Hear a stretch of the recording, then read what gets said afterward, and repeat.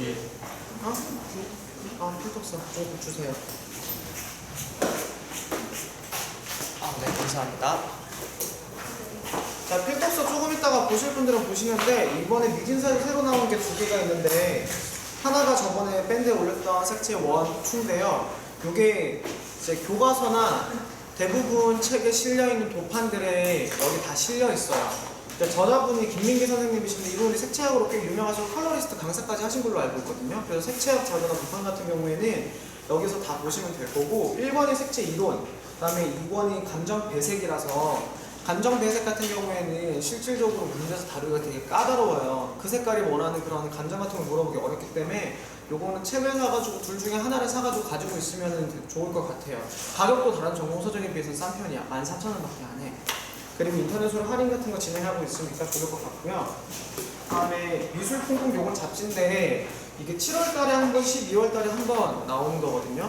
근데 12월달 3학년들 같은 경우에는 요거를 가지고 있는 게 좋을 것 같은 게 비교 관점이랑 이게 미술 교육 잡지라서 체험, 표현, 감상이 나름 적절하게 섞여 있어요.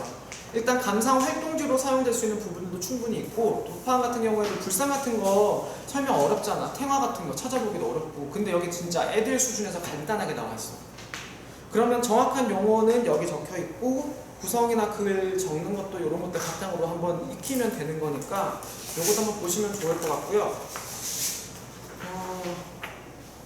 국보 순례같이 챕터가 잘 나눠져 있어가지고 저는 개인적으로 이 책 가지고 문제 내기 참 좋겠다라는 생각을 했고 이게 이번에 새로 나온 거라 가지고 전국에 있는 교수님들한테 다 뿌린 걸로 알고 있어. 그러면 교수님들 중에도 여기 참여하신 분이 뭐 글을 길고 하신 분들이 계시겠지? 그럼 요걸 들고 출제를 들어가시겠죠. 그러니까 요것도 꽤 중요한 거겠죠. 미술 품품 같은 거. 그리고 서울 친다고 했던 사람 여기 승찬이 한 명인가? 혹시 서울 관심 있는 사람? 자, 그러면은요, 일단 승찬이는 예전에 서울자료 준 적이 있으니까 3학년들 2차 면접은 내가 나중에 주겠지만 2차는 거의 얼만큼 실생활을 알고 있느냐, 그 다음 일선 생활을 어떻게 정확하게 알고 있느냐가 합격 여부거든요. 면접에서 작년에서 면접 비중 되게 늘어났잖아요. 근데 면접 이제 컨설팅 같은 거 나가거나 대답하는 거 보면은 전혀 일선에 대한 이해가 없는 상태에서 그냥 막 얘기를 하니까 솔직히 교사가 아니면 그럴 수밖에 없는데 기간제를 해본 사람들은 1차만 붙으면 2차에서는 거의 붙어.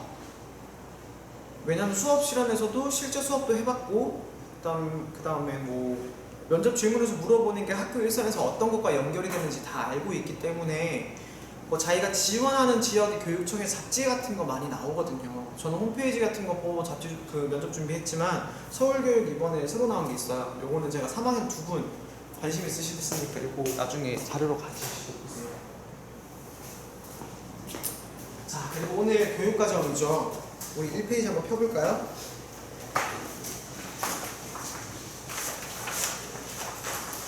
1페이지 미술과 교육과정의 변천 얘기하면서 제가 1호 개정이랑 공부 개정이랑 나오기 전까지 이런 흐름으로 우리나라에 어떤 것들이 들어왔는지에 대한 얘기를 해줬어요. 근데 진짜 바로 어제 평가원에 세미나가 있어서 갔다 왔거든요. 출장으로 1호 개정에 대해서. 근데 1호 개정의 얘기를 들으면서 확신을 했어. 1호 개정 문제가 올해 그렇게 어렵게 나오진 않겠다. 왜냐면 1호 개정 같은 경우는 1호 개정이 왜 개정된 것 같아요? 응? 1호 개정이 왜 개정된 것 같아요? 교육과정 이제 4학년들이나 졸업생들은 봤을 거 아니야. 사실 교육과정 1호 개정 바꾼 건 고등학교 문이과 통합시키기 위해서. 왜냐면 고등학교 때 과목을 본인들이 선택해서 듣는 사람들이 있을 거예요. 예를 들어가지고 일본어나 중국어 중에 2개 중에 하나 선택해서 자기 고등학교 때 수업 들었던 사람. 이게 선택 과정이거든? 손 내리시고요. 근데 그건 둘 중에 하나밖에 선택이 안 되는 거잖아. 교과군에서 막 하나씩 선택을 할 수 있게 만들어 놓은 거였어요. 근데 1호 개정에서는 이런 것들을 전부 다 없애고 모든 수업의 최저 이수 요건만 만들어 놓고 이걸 제외한 나머지 학생들은 스스로 선택할 수 있도록 만드는 제도로 1호 개정을 만든 거예요. 그럼 이게 약간 뭐랑 닮아지는 것 같아요? 모든 걸 선택할 수 있으니까. 고등학교가 아니라? 그쵸, 대학 전선 같은 경우에요. 전공 필수만 딱 듣고 이제 나머지 전선을 다 채워서 알아서 들으라는 거죠. 그래서 우리가 전선 같은 거 선택하게 되면 서양화 선택하게 되면 서양화 전공, 디자인 선택하게 되면 디자인 전공 나눠지는 것처럼 학생들이 고등학교 1학년 때부터 공통교과만 딱 듣고 그 이후에 일반 선택이나 진로 선택 중에 듣거나 혹은 학교에서 전문 교과를 열어놨다. 그럼 그 전문 교과도 선택해가지고 이제 발전되어 나가는데 이게 사실은 고등학교 것만 보는 게 아니라 대학 입시까지 보는 거라 가지고 학생부 종합의 확장까지 고려를 해가지고 이렇게 만들어진다고 보면 돼요. 거기다가 지금 내년에 고등학교로 입학하는 지금 중상학생들이 치를 수능에 대한 그 어떤 발표도 안 났거든요. 이 발표되는 것까지 연결을 해가지고 지금 교육과정이 바뀌는 거고, 우리는 뭐 미술 교육과정 많이 바뀌었다라고 얘기를 하지만 사실 미술 교육과정이나 체육 교육과정 같은 경우에는 체육 예술 교과잖아요. 이거는 거의 바뀐 게 없어. 심지어 어제 연수 갔을 때도 체육이랑 예술은 거의 바뀐 게 없다라고 얘기를 해요. 그럼 뭐가 제일 많이 바뀌었냐? 일단 제가 지난번에 1호 개정으로 바뀌면서 스팀 교육과정 얘기했죠. 그래서 과학교과의 필수 이수 단위가 늘었어요. 그리고 공통교과에 대한 이해도 굉장히 늘어났는데 이건 총론이니까 나중에 제가 기회가 되면 문제풀이 하면서 진행을 할게요. 왜냐면 우리가 일단 외워야 되는 건 미술과 공부랑 1, 2를 다 외우긴 다 외워야 돼. 그럴 수밖에 없어. 그냥 가장 기본적으로 얘기를 드리면 어떤 상태가 되냐면 일선에서 가장 많이 사용하는 표가 있는데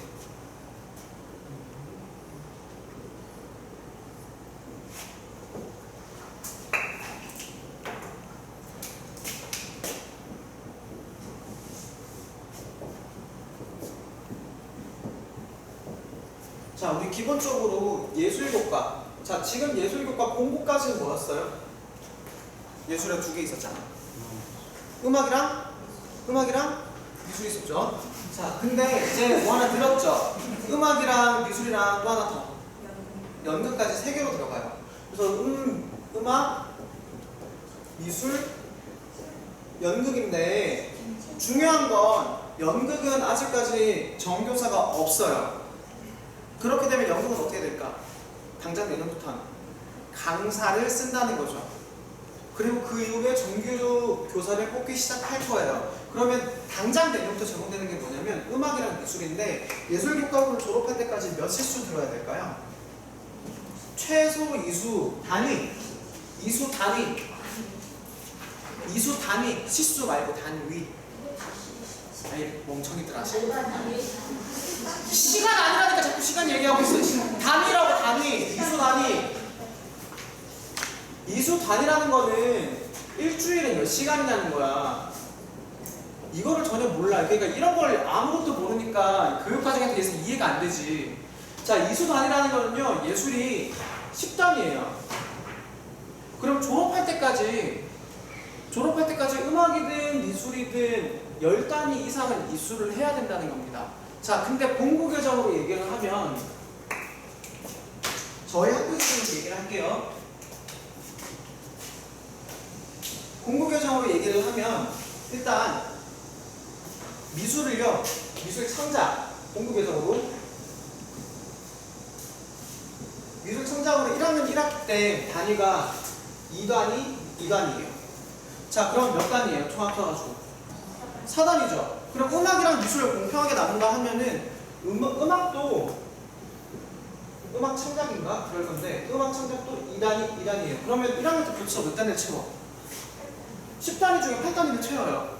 그럼 2개 단위만 더 입수를 하면 되는데 재작년까지 우리가 어떻게 했냐면 미술 문화라는 과목을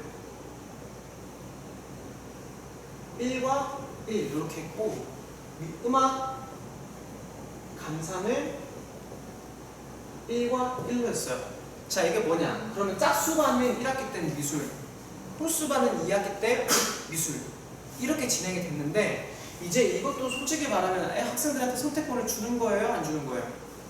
공부 교정도 원래는 목표가 뭐였냐면 학생들에게 선택권을 주겠다는 거였거든. 그러니까 예술교과군에서 1학년 때는 무조건 이걸 들어야 된다라고 하고 2학년 때 선택을 하게 만든 거예요. 어떻게? 미술을 듣는 학생은 미술을 선택을 하고 음악을 들을 학생은 선택을 하라 그러는 거예요. 그러면 1학년 말 때 음악을 들은 학생은 음악, 미술로 나가야 할 학생들은 미술. 그러면 1 이렇게 되는 거고 결과적으로 미술을 4개 듣고 음악을 뭐 6개를 들어가지고 최소 단위가 10이 되는 거. 단위는 이렇게 계수가 되는 거예요. 그러면 이걸 10단위를 다 풀었다가 3학년때까지. 그럼 여러분이 얘기하면 272시간이 되는 거고. 이런 개념입니다. 아시겠죠? 이 개념을 알고 있어야 되는데 이거의 최대 문제점이 뭐냐? 그럼 3학년때 뭐가 없다? 미술이 없죠. 근데 체육 같은 경우에는 1, 2, 3학년에 모두 다 있어야 돼. 법 개정이 되면서. 그러니까 지금 체육교사 어마어마하게 뽑죠. 실수가 계속 늘어나거든. 그럼 우리는 예술교과인데 미술이랑 음악이랑 합쳐서 10이었는데 이제 1호 개정에서 음악, 미술, 연극까지 뽑아버리면 미술 뽑을까? 앞으로 미술보다 뭘 더 뽑을까? 연극 강사가 일선에 없으니까 수급 조절 실패로 연극을 일단 뽑겠죠. 그럼 나중에 연극 강사로 전향하는 사람들도 있을 거야. 교사는. 자, 그런 상황에서 1호 개정에서는 어떻게 되냐? 우리 학교 기준으로는요. 요거 개념 잘 알고 있어야 돼요. 1호 개정에서 우리가 과목이 지금 중요한 건 공통교과가 있잖아요. 공통교과는 보통 고1 때까지 마무리를 지어야 돼. 모든 공통교과는 국영수, 사과, 미, 체 다 포함되어 있습니다. 생활교양까지. 그러면 미술에 있어서 공통교과는 무엇일까요? 미술이에요. 자, 그리고 우리가 소위 말하는 일반 선택인 고1 때는 일반 선택인 미술까지 포함입니다. 자, 그럼 이 미술을요, 저희 학교에서는 어떻게 했냐? 이게 교육과정상에 나와 있어요. 최소 이게 근거가 몇이냐면 미술을 5단위를 미술을 해야 돼요. 5단위. 평균 5단위인데 예술교과서에서 지금 일단 연극은 없다고 쳤으니까 음악이나 미술의 이수 기준 단위는 5단위, 5단위고 사실 연극까지도 5단위거든요. 그러면 학생들은 음악, 미술, 연극 중에 두 가지를 선택해도 되는 거고 나머지 선택해도 되는 상황이야. 왜? 이수 단위 10단위만 졸업할 때까지 채우면 되니까. 근데 이수 기준 단위가 일단 5단위인데 최소 몇 단위까지 가능하냐 라고 하면 최소 3에서 최대 7까지 가능하다는 거예요. 그러면은 한 학기에 5시간이 기준인데 한 학년에 5시간이 기준인데 최소는 3시간을 개설하거나 아니면 최대로 7시간을 개설할 수 있다. 이 미술 과목에. 근데 7개까지 선택하는 학교 있을까요? 저희도 일반고잖아요. 뭐 예고 같은 경우에는 많이 달라질 수 있지만 일반고에는 그래서 어떻게 했냐? 미술을 음악이랑 나눠가지고 선택을 할 수 있게 한 거예요. 여기 3이거나 여기 3이거나 집중 과정으로. 저희가 그러면 반이 몇 반이냐면 12반이거든요. 근데 공통과정까지는 어떻게? 모두가 다 이수해야 되는 거야. 그럼 공통과정은 다 이수해야 돼. 그러면 이거는 미술이고 이건 음악입니다. 공통교과로. 자, 그러면 1학년 1학기에 몰아가지고 미술을 싹 다 듣고요. 1학년 2학기 때 몰아가지고 음악을 싹 다 들어요. 그러면 3 몇 단위입니까? 6단위. 자, 근데 우리가 최소 이수해야 되는 게 몇 단위? 10단위였죠. 그럼 6단위까지 들었어. 그러면 이제 이 중에서 학생들 선택만 하면 되는데 이제 진로 선택이 나와요. 우리 진로 선택 과목은 뭐죠? 그쵸? 하나는 창작이고 하나는 감상과 비평이죠. 보통 학교에서 뭐라 그러냐면 이제 한 교과가 3단위짜리를 10개를 선택을 하면은 한 학기 시간표가 짜지거든요. 근데 2학년 되면은 공통교과까지는 최소가 3이니까 무조건 3을 만들 수밖에 없어. 모든 교과를 다 집어넣을 거면. 그 다음에 교사 수급 문제도 있을 거 아니야. 그래서 무조건 3으로 집어넣을 수밖에 없어요. 그래서 최소 3이 가능한데 2학년 되면 진로 선택이잖아요. 그럼 학생들이 자기가 진로가 만약에 심리학과야. 근데 자기는 미술 심리 치료도 하고 싶어. 그러면 사회교과도 들어야 될 거고 과학교과 중에서도 생물 같은 걸 들어야 될 거고 미술도 감상과 비평을 들어야 될 것 같아. 그럼 학생들이 선택을 해야 되는데 그럼 과목이 3개나 될 거 아니에요. 과목도 1학년 때는 공통 과학 하나였거든. 근데 2학년 올라가면 과학 과목이 생물 1, 2, 3 그 다음에 뭐 고급 과학, 고급 물리, 고급 화학 이렇게 나눠지니까 이걸 다 선택하게 되면 자기가 원하는 수업을 다 들을 수 있겠어요? 없겠어요? 없어지죠. 그러니까 여기서는 어떻게 했냐? 감상과 비평 창작 진로 선택은 최소 2부터 7까지 개설이 가능합니다. 자, 그러면 지금 3, 3에서 6단위가 나왔어요. 그럼 우리 학교는 어떻게 했냐? 6단위가 나왔으니까 2학년 때 들을 수 있도록 추가적으로 음악이든 미술이든 어떻게 2단위씩을 만들어야 된다. 그럼 선택을 하게 만들자. 어떻게? 여기 2, 여기 2, 여기 2, 여기 2. 이게 미술 창작으로 저희가 개설을 했고요. 음악은 음악 감상과 비평으로. 복잡하지? 근데 너네 학교 가자마자 제일 먼저 하는 게 이거부터 봐야 돼. 이거 볼 줄 모르면 일 진행이 안 돼요. 거의 스토크 포즐처럼 진행해야 되거든요. 그래서 미술 창작이랑 감상과 비평 중에 우리가 선택을 해가지고 두 개를 2학년 1학기 때 이걸 들었으면 2학년 2학기 때 음악을 듣거나 아니면 얘를 들었으면 2학기 때는 뭐 미술 문화를 들을 수 있게. 미술 감상이지 이제. 미술 감상. 그리고 음악은 음악 감상과 비평을 1학기 때 쓰면 2학기 때는 이제 음악 창작을 개설을 해놓은 거예요. 그럼 이제 학생들은 공통교과로 음악이랑 미술을 여기서 6단위 이수했으니까 미술 쪽으로 진로 나간 학생들은 이것만 들으면 되겠죠. 그 다음에 음악으로 진로를 나간 학생들은 이것만 하면 되겠죠. 이렇게까지가 가능한 게 일반 선택이랑 진로 선택인데 더 나아가서 여러분들이 알아야 될 게 우리가 이것만 있는 게 아니라 무슨 교과가 있죠?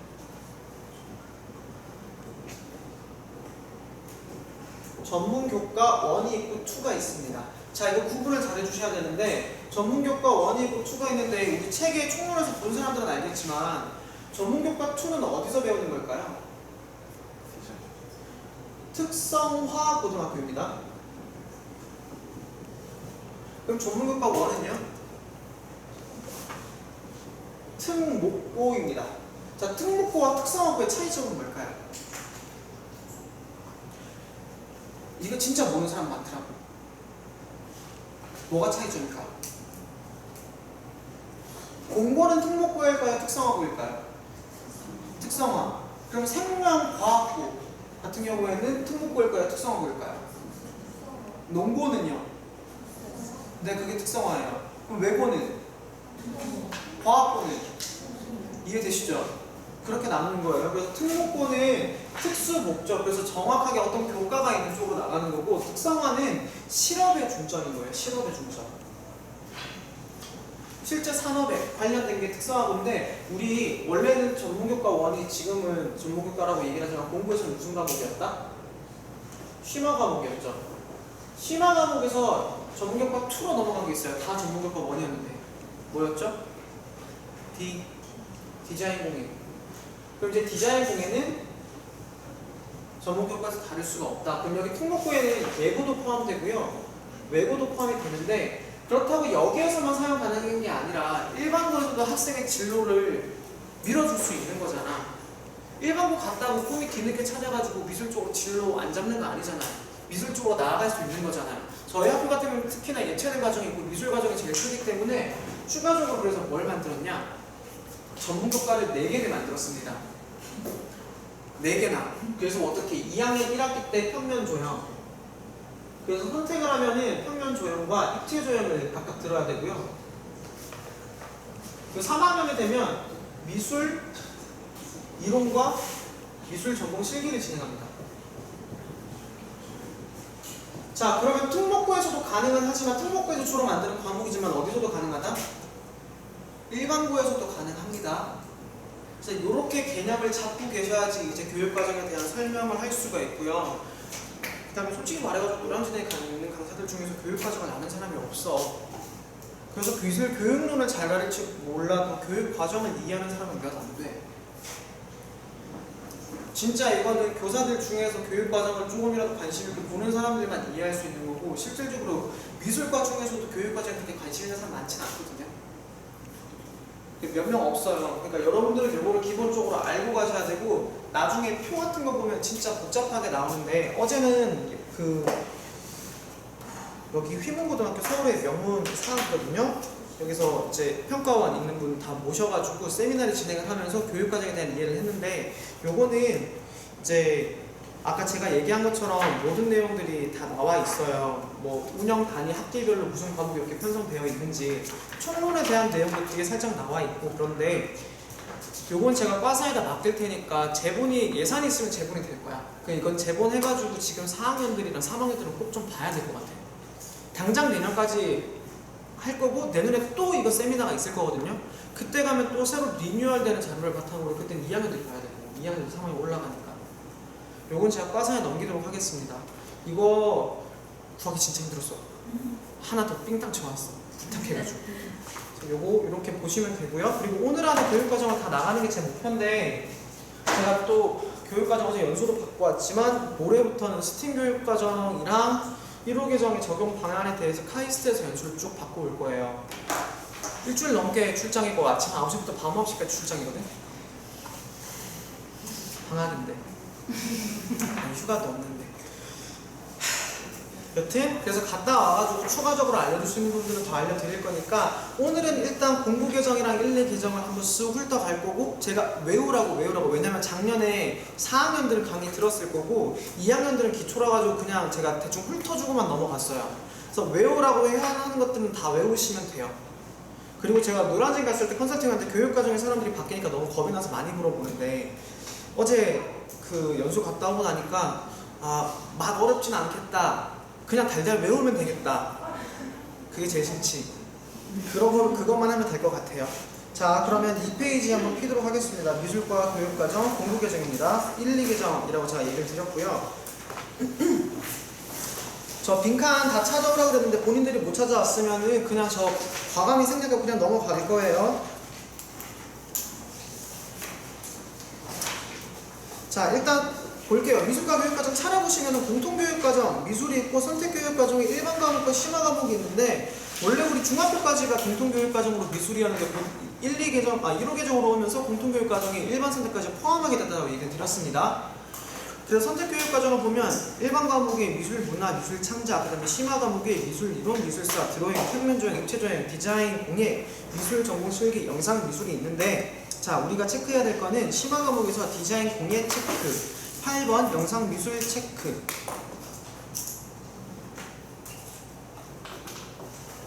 디자인 공예는 1호 개정으로 가면서 없어집니다. 심화 과목 그러니까 즉 전문교과 1에서 어디로 넘어갔나? 전문교과 2로 넘어간다 그랬어요. 전문교과 2로. 그래서 특성화 고등학교에서만 가능하게 됐고요. 영상 미술은요. 영상으로만 국한됐던 게 이제 너무 확장이 되다 보니까 영상을 좀 더 포괄적인 개념으로 바꿔요. 무슨 미술? 매체 미술. 그렇게까지 얘기했던 게 작년에 제가 얘기한 거고. 자, 옆에 있는 표 7차 교육까지는 미술 교과가 고등학교에 존재했으나 공실 개정에서부터 보다 전문적인 과목폭을 위해 선택중심 교육과정을 운영했으며 이는 1호 개정까지 계속해서 이어진다. 즉 학생에게 선택권을 주겠다라고 했지만 학교에서는 일선에서는 그냥 형식적인 선택으로만 갔고 1호 개정에 들어가서는 학생들이 자기만의 교육과정을 만들어가는 쪽으로 바뀔 겁니다. 그래서 총론적인 개념에서 문제가 나올 텐데 이렇게 치면 너무 어렵거든. 일반 교사가 안 된 사람들한테 이걸 이해시키기가 너무 어려워요. 그래서 문제가 1호 개정에서 너무 복잡하게 나오진 않고 교육과정 자체의 교육론 위주로 문제가 나올 것 같아요. 그냥 외우는 단답형 문제 말고는 안 나올 것 같아. 자, 그러면 표를 보시면 07 개정에서 미술과 삶이 있고 밑에 미술 감상이 있고 미술 창작 이렇게 3개였는데 공부 개정으로 가면서 미술 문화와 미술 창작이 됐잖아요. 그때 교과서 쓰신 분이 제일 안타까워해. 교과서는 뼈까지 고생해서 2년 넘게 썼는데 공실에서 공부로 가면서 2년밖에 개정이 안 되는 바람에 교과서를 2년밖에 못 썼다는 거야. 인세가 안 들어와가지고 200밖에 안 들어오셨대. 들어간 돈이 더 교과서 만든다고 들어간 돈이 더 많았는데. 그래서 미술과 삶, 미술 감상, 미술 창작인데 미술과 삶이요. 문화 쪽으로 거의 대부분 들어갔지만 일부 체험 쪽은 미술 창작으로도 들어갔고 감상과 창작이 이제 문화 창작으로 완벽하게 100%씩 분화가 됐어요. 그러면서 우리가 14년도에 나왔던 기출문제 기억하죠? 파이 효과와 영상 미술에 대한 개념. 그래서 이제 심화 과목에서 영상 미술이 드러나기도 했는데다가 미술과 선, 미술 감상에서 보다 영상적인 부분이 국한되어 있었고 단순 이해 쪽에서 이제 활용 쪽으로 넘어갔다는 점. 그런 부분에 초점을 맞춰서 답안을 저는 적었었고 이제 1호 개정을 가면은 미술 공통 과정이 일반 선택으로 미술이 만들어지고 미술 문화가 미술 감상과 비평으로 정확한 명칭으로 조금 국한되죠. 미술 문화라 그랬을 땐 거의 맥락 위주였지만 감상과 비평을 하면서 미술 본질에 대한 개념이 조금 추가가 됐다고 할 수 있어요. 그리고 미술 창작은 여전히 중요성이 대두되고 있습니다. 이거는 창의성 때문인 거겠죠. 자, 그러면 D페이지 3페이지로 넘어가겠습니다.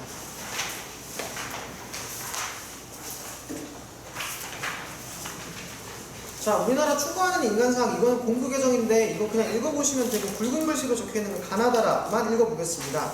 개성의 발달과 진로를 개척하는 사람, 나 창의성을 발휘하는 사람, 다 품격 있는 삶을 영위하는 사람, 나 공동체 발전에 참여하는 사람. 이거 1호 개정에서도 크게 다르진 않아요. 조금의 변화는 있지만. 그러니까 이거 굵은 글씨로 되어 있는 거 그냥 보시면 될 것 같고, 교육과정 문제나 나왔을 때는 그 미술 교육론도 마찬가지겠지만 교육과정은 미술 교육론을 녹여낸 거잖아요. 교육론 수많은 단어들이랑 개념들을 교육과정상으로 옮기면서 완전히 녹여내고 우리나라의 것만으로 만든 거기 때문에 용어가 정말 중요합니다. 그래서 교육과정상에 나타나는 용어를 정말 자주 말하는 연습도 하셔야 되고 자주 쓰는 연습도 하셔야 돼요. 옆에 적어놨던 거 두 번째 다 보시면 또 네모로 되어 있는 거, 교육과정 문제가 출제되었을 경우 답안지를 작성할 때 가장 중요한 것은 출제자의 의도 파악과 함께 정확한 용어의 사용이다. 특히 교육과정에는 많은 전문 용어가 사용되어 있으니 자주 읽고 쓰며 익숙하게 만들어야 한다. 그래서 교육과정 엊그제도 이제 노량진 가서 공구 개정을 외웠는데 1호 개정 달달 외워야 될까요? 이렇게 물어보시더라고. 그래서 내가 네, 토시 하나 틀리지 않고 외우셔야 돼요 라고 얘기를 했습니다. 누누이 얘기했죠. 김유래 선생님이랑 저랑 맞다이 뜨면서 1대1로 찌르면 툭 하고 바로 나올 수 있게 길 걷다가 갑자기 읽는다가 미술 창작 뭐였지? 물어보면 바로바로 대답했어야 됐다고. 근데 그거 진짜 토시 하나 안 틀리고 다 외워서 문제 맞출 수 있었고, 작년에도 토시 하나 안 틀리는 문제 나왔죠. 그 성취 기준까지 알고 있어야 되는 걸로. 올해도 그런 수준의 문제가 나오긴 하겠지만 작년에 성취 기준이 나왔기 때문에 여기에 반영된 미술 교육론이 무엇인지 물어볼 확률이 훨씬 더 높습니다. 자, 그럼 밑에 학교 급별 교육 목표가 있는데, 중학교 교육 목표 당연히 공통교육과정이니까 중학교 급별 봐야겠죠. 중학교 교육 목표 그냥 다 외우세요. 그러고 나서 이제 미술 과목 목표 이제 중등으로 봐야겠죠. 여기 있는 키워드 작년에도 제가 체크를 해가지고 작년에 공부했던 분들은 그대로 보시면 되는데요. 미술은 느낌과 생각을 시각적으로 표현하고 체크, 시각 이미지를 통해 다른 사람과 소통 체크, 자신과 세계를 이해하는 예술의 한 영역이다. 그러면 이거는 주변 환경과의 관계 속에서 이제 소통을 얘기를 하는 거고요. 또 미술은 그 시대의 체크, 문화를 기록하고 반영하기 때문에 우리는 미술 문화를 통해서 체크, 과거와 현재를 이해하고 나아가 문화의 창조에 발전에 공헌할 수 있다. 따라서 미술교과 교육의 목표는 체크, 미적 감수성과 체크, 직관으로 대상을 체크, 이해하고 삶을 창의적으로 체크, 향유하며 미술 문화를 체크, 계승, 발전 시킬 수 있는 체크, 전인적 인간을 육성하는 데 있다. 이를 달성하기 위한 하위 목표는 다음과 같다. 가, 자신과 주변 세계에 대한 미적 감수성을 기른다. 나, 느낌과 생각을 창의적으로 표현하고 소통할 수 있는 능력을 기른다. 다, 미술의 가치를 이해하고 판단할 수 있는 능력을 기른다. 라, 미술을 생활화하여 미술 문화를 애호하고 존중하는 태도를 기른다. 자, 지금 여기 중요하게 나와 있는 키워드들요. 제가 체크하라 그랬던 거 스터디할 때 어떻게 해야 되냐면 다 빈칸토로 놓고 적을 수 있어야 돼요. 조사까지 모르더라도 정말하기 힘들면 이거 빈칸 다 뚫어놓고, 자, 우리 다음 시간까지 뭐 3페이지 이거 다 외워봅시다. 그럼 줄줄 읽어야겠지. 그럼 빈칸 다 뚫어가지고 서로가 똑같은 키워드를 빈칸을 뚫을 수도 있고 다른 부분 조사를 뚫을 수도 있어. 그럼 빈칸 다 뚫어놓고 서로 채울 수 있도록 눈에 익혀야 돼요. 그래서 그런 단어들을 알고 있는 게 바로 인출될 수 있는 건 외우는 것밖에 없어. 써보는 거. 그래서 간단한 스터디라도 하겠다. 교육과정에 대해서 말하는 게 너무 힘들다, 시간이 많이 걸리면 외워서 쓰는 거라도 하세요. 오케이? 범위 같은 것도 그렇고. 자, 그러면 옆에 있는 4페이지 바로 넘어가겠습니다. 내용의 영역과 기준에서 내용 체계가 나오는데, 자, 당연히 다 외워야겠죠. 그리고 07에서 미적 체험, 표현, 감상이었던 게 이제 미적 체험뿐만 아니라 체험으로 넘어갔다는 거. 자, 근데 제가 여기서 드리고 싶은 게 07 개정에서 미적 체험이라는 얘기를 나왔으면 이건 뭘 반영한 걸까요? 교육론에서 부단한 경험의 재구성. 누구? 듀이 얘기했을 때 듀이는 미적인 걸 느낄 수 있는 체험은 미술 교육이다라고 얘기를 했어요. 그렇기 때문에 체험 파트에서 경험을 중시하니까 미적 체험이라는 건 듀이에 의해서 얘기되는 부분들이 강조가 된 건데, 사실 일상생활에서 미적 체험을 구분짓기라는 게 그렇게 쉽지가 않죠. 그러니까 어떻게 맥락적인 부분을 반영하기 위해서 체험이라는 게 들어갔고 여기는 자연환경과 시각문화 환경이 공존하고 있다. 자연환경은 말 그대로 우리가 볼 수 있는 모든 자연, 그 다음에 시각문화는 인공물로서 소통이 가능한 모든 시각 이미지, 좀 전에 봤던 중학교 교육 목표죠. 그런 것들이 다 여기에 포함이 된다라는 개념을 반영해서 공부 개정으로 변화가 된 겁니다.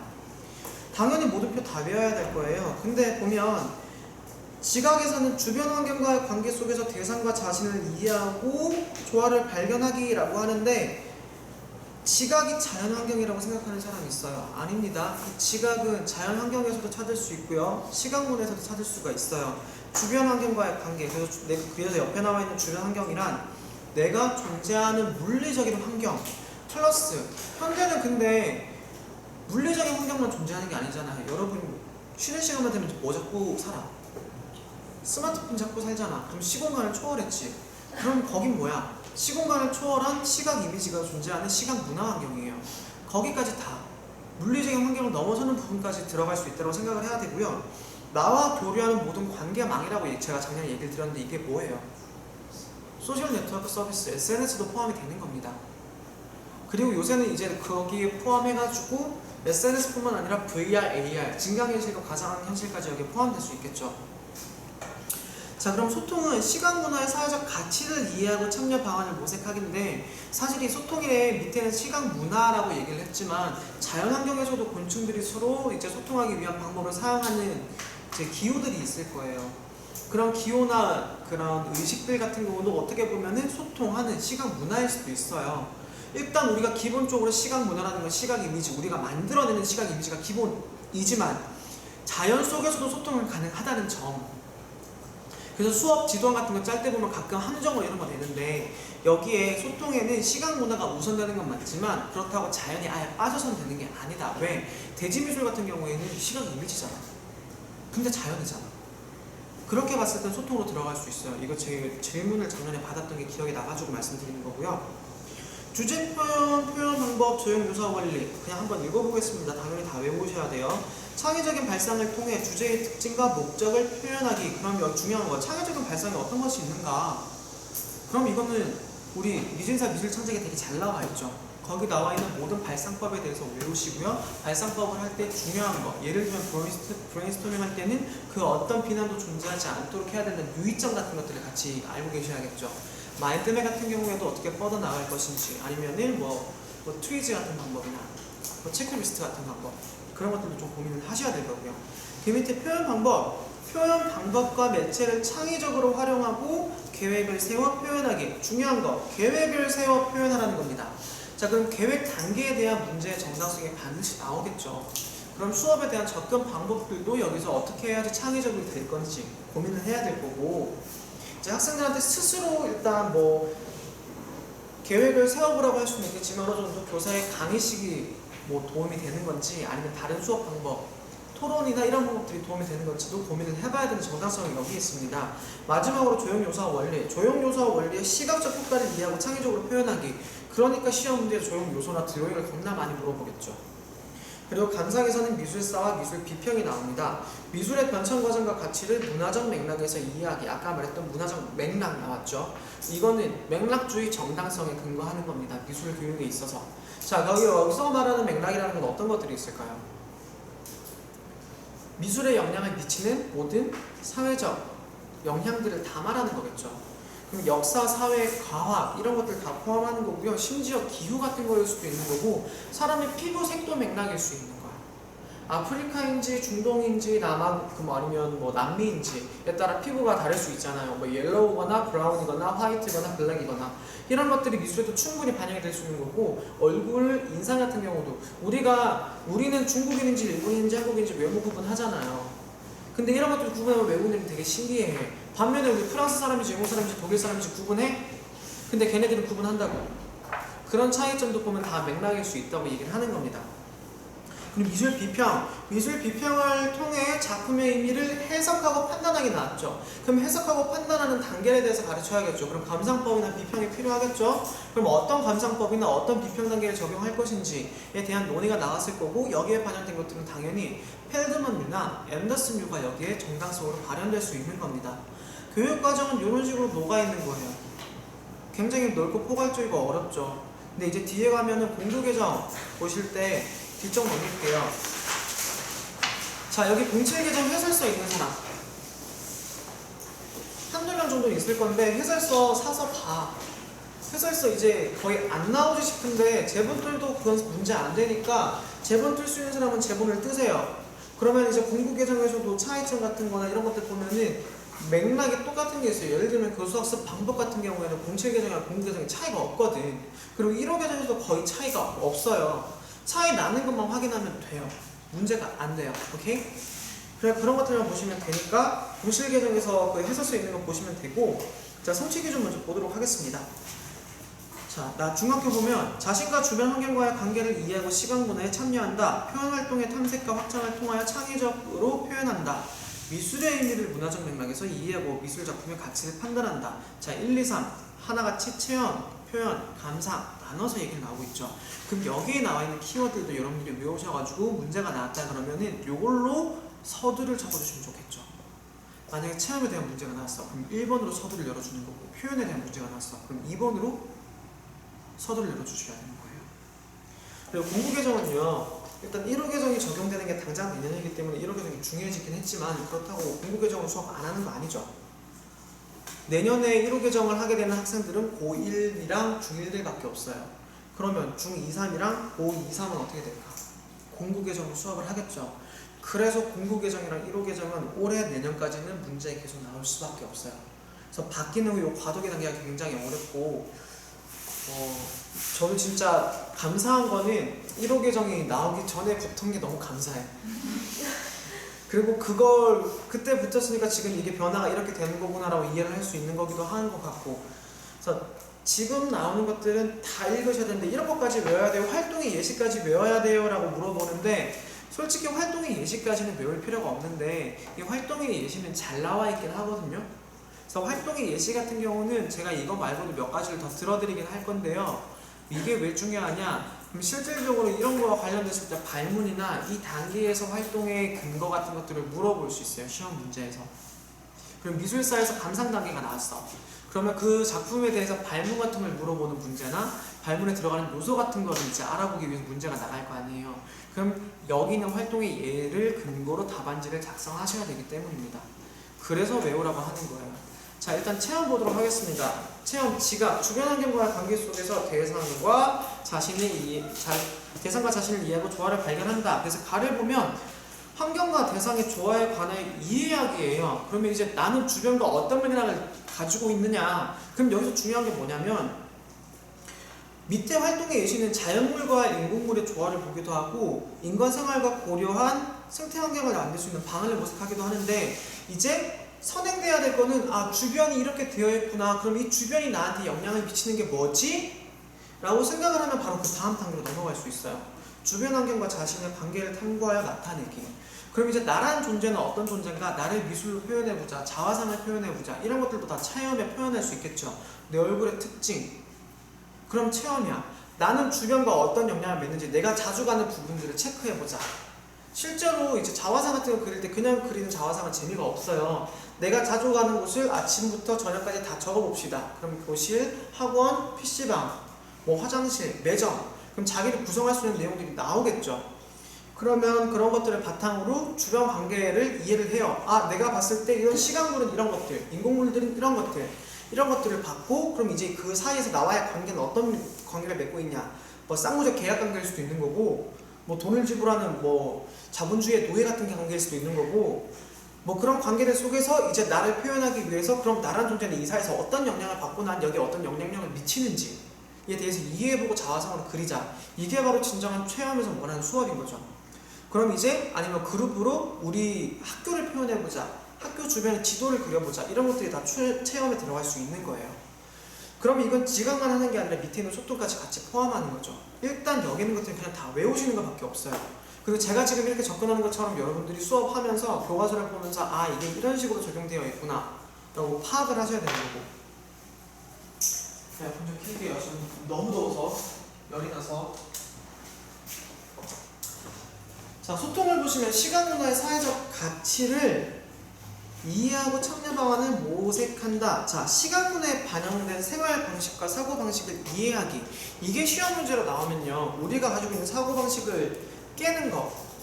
그럼 이건 차별을 철폐하는 거죠. 그럼 페미니즘도 여기에 해당되는 거고, 포스트 모더니즘에서 데리다의 해체주의도 여기에 해당되는 거예요. 그럼 시험 문제 근거가 여기서 나오는 거지. 도판 줘놓고 지도화 문제 줘놓고 갑자기 데리다를 물어봐. 아, 그럼 뭔가의 고정관념을 해체하려고 하는구나. 그럼 교육과정의 근거를 이렇게 찾아줘야겠죠. 사고방식을 이해하고 이걸 해체하는 방법을 통해서 정당성을 얻을 수 있다. 이렇게 물어보는 거죠.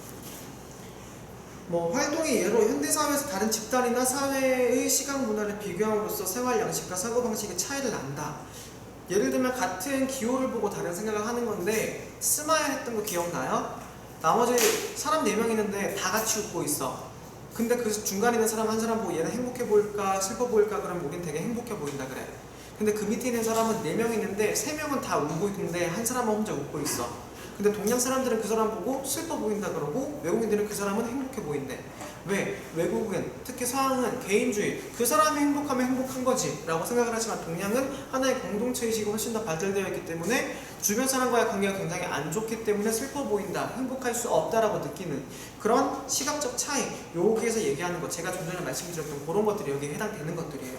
그럼 얘는 표현도 되겠지만 사실 뭐에 더 가깝겠어요? 체험이라지만 오히려 그런 것들을 자주 보게 되고 이해하는 감상이랑 연결할 수 있겠죠. 지도안을 짤 때도 여러분들이 그런 부분들을 고려해서 1호 개정 지도안을 짜면 좀 더 효과적일 거예요. 공구 개정은 그런 과도기 단계예요. 1호 개정에는 요번에 조금 더 다른 맥락이랑 스팀이 들어오면서 좀 더 포괄적으로 넘어간 거고요.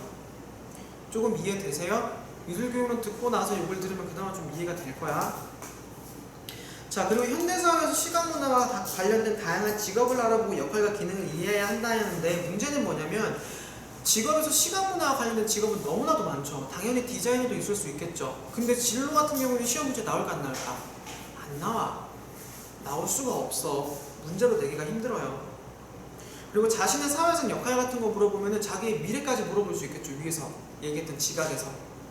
그러면은 이것도 지각과 소통을 연계해서 지각적인 측면을 채우면서 둘 다 엮을 수 있다는 얘기를 나올 수 있어요. 뭐 1호 개정의 진로 부분에 굉장히 중요하게 얘기를 해서 직업적인 부분이 뭐 강조되지 않을까. 교육학에서 상담 문제로 나올지 모르겠지만 미술에서 나오진 않을 거예요. 너무 힘들거든. 자, 그럼 밑에 나 시각 이미지를 활용하여 사회 문화적 의미 전달하기. 그럼 이건 다른 말로 뭐 표현해보라는 거겠죠. 픽토그램을 만들 수도 있을 거고요. 아니면은 뭐 우리 학교에 불편했던 점을 뭐 표시해가지고 이걸 개량하라 그럴 수도 있는 거고요. 다른 시각 이미지를 찾아보라 그럴 수도 있는 거고요. 활동의 예를 보면 사회 문화적 이주를 나타내는 시각 이미지를 찾아본다. 대표적으로 남편에게 선물을 받았습니다. 남편과의 약속이라며 점점점 10억 받았다는 실화. 아무리 그래도 그건 욕을 먹었죠. 왜? 사회적인 그 약속을 어겼다는 그런 느낌인 거기 때문에 보험을 미화시켰잖아. 남편의 죽음을 미화시켰잖아요. 그런 부분들은 이슈가 될 수 있기 때문에 시각 이미지를 활용하여 사회 문화적 상황에 대한 자신의 의견이나 주장을 설득력 있게 나타낸다 라고 얘기를 할 수 있겠죠. 또 뭐 이런 것들도 있고. 그럼 표현 보면 주제 표현인데요. 표현 파트 같은 경우에는 지도안을 짜게 되면 표현 방법에서 유의점 관련해서 문제가 나오지 표현 자체에 대해서 지도안에서 이 부분은 문제가 나오진 않을 거예요. 그럼 문제 중에 두 가지. 표현으로 넘어가서 표현 과정에서 유의점. 그리고 두 번째는 이걸 통째로 이어서 적을 하는 점. 공부 개정에서 나오면 그렇게 나올 거고 차이점은 1호 개정이랑 공부 과정에서 표현의 접근 방법이 어떻게 달라졌는지 물어볼 수 있어. 이건 1호 개정 가야 보겠죠? 그럼 빨리빨리 넘어가겠습니다. 표현, 주제 표현, 뒤에 표현 방법, 조형 요사 원리 그냥 다 외우세요. 다 외울 수밖에 없어요. 이거는 무조건 외우셔야 돼요.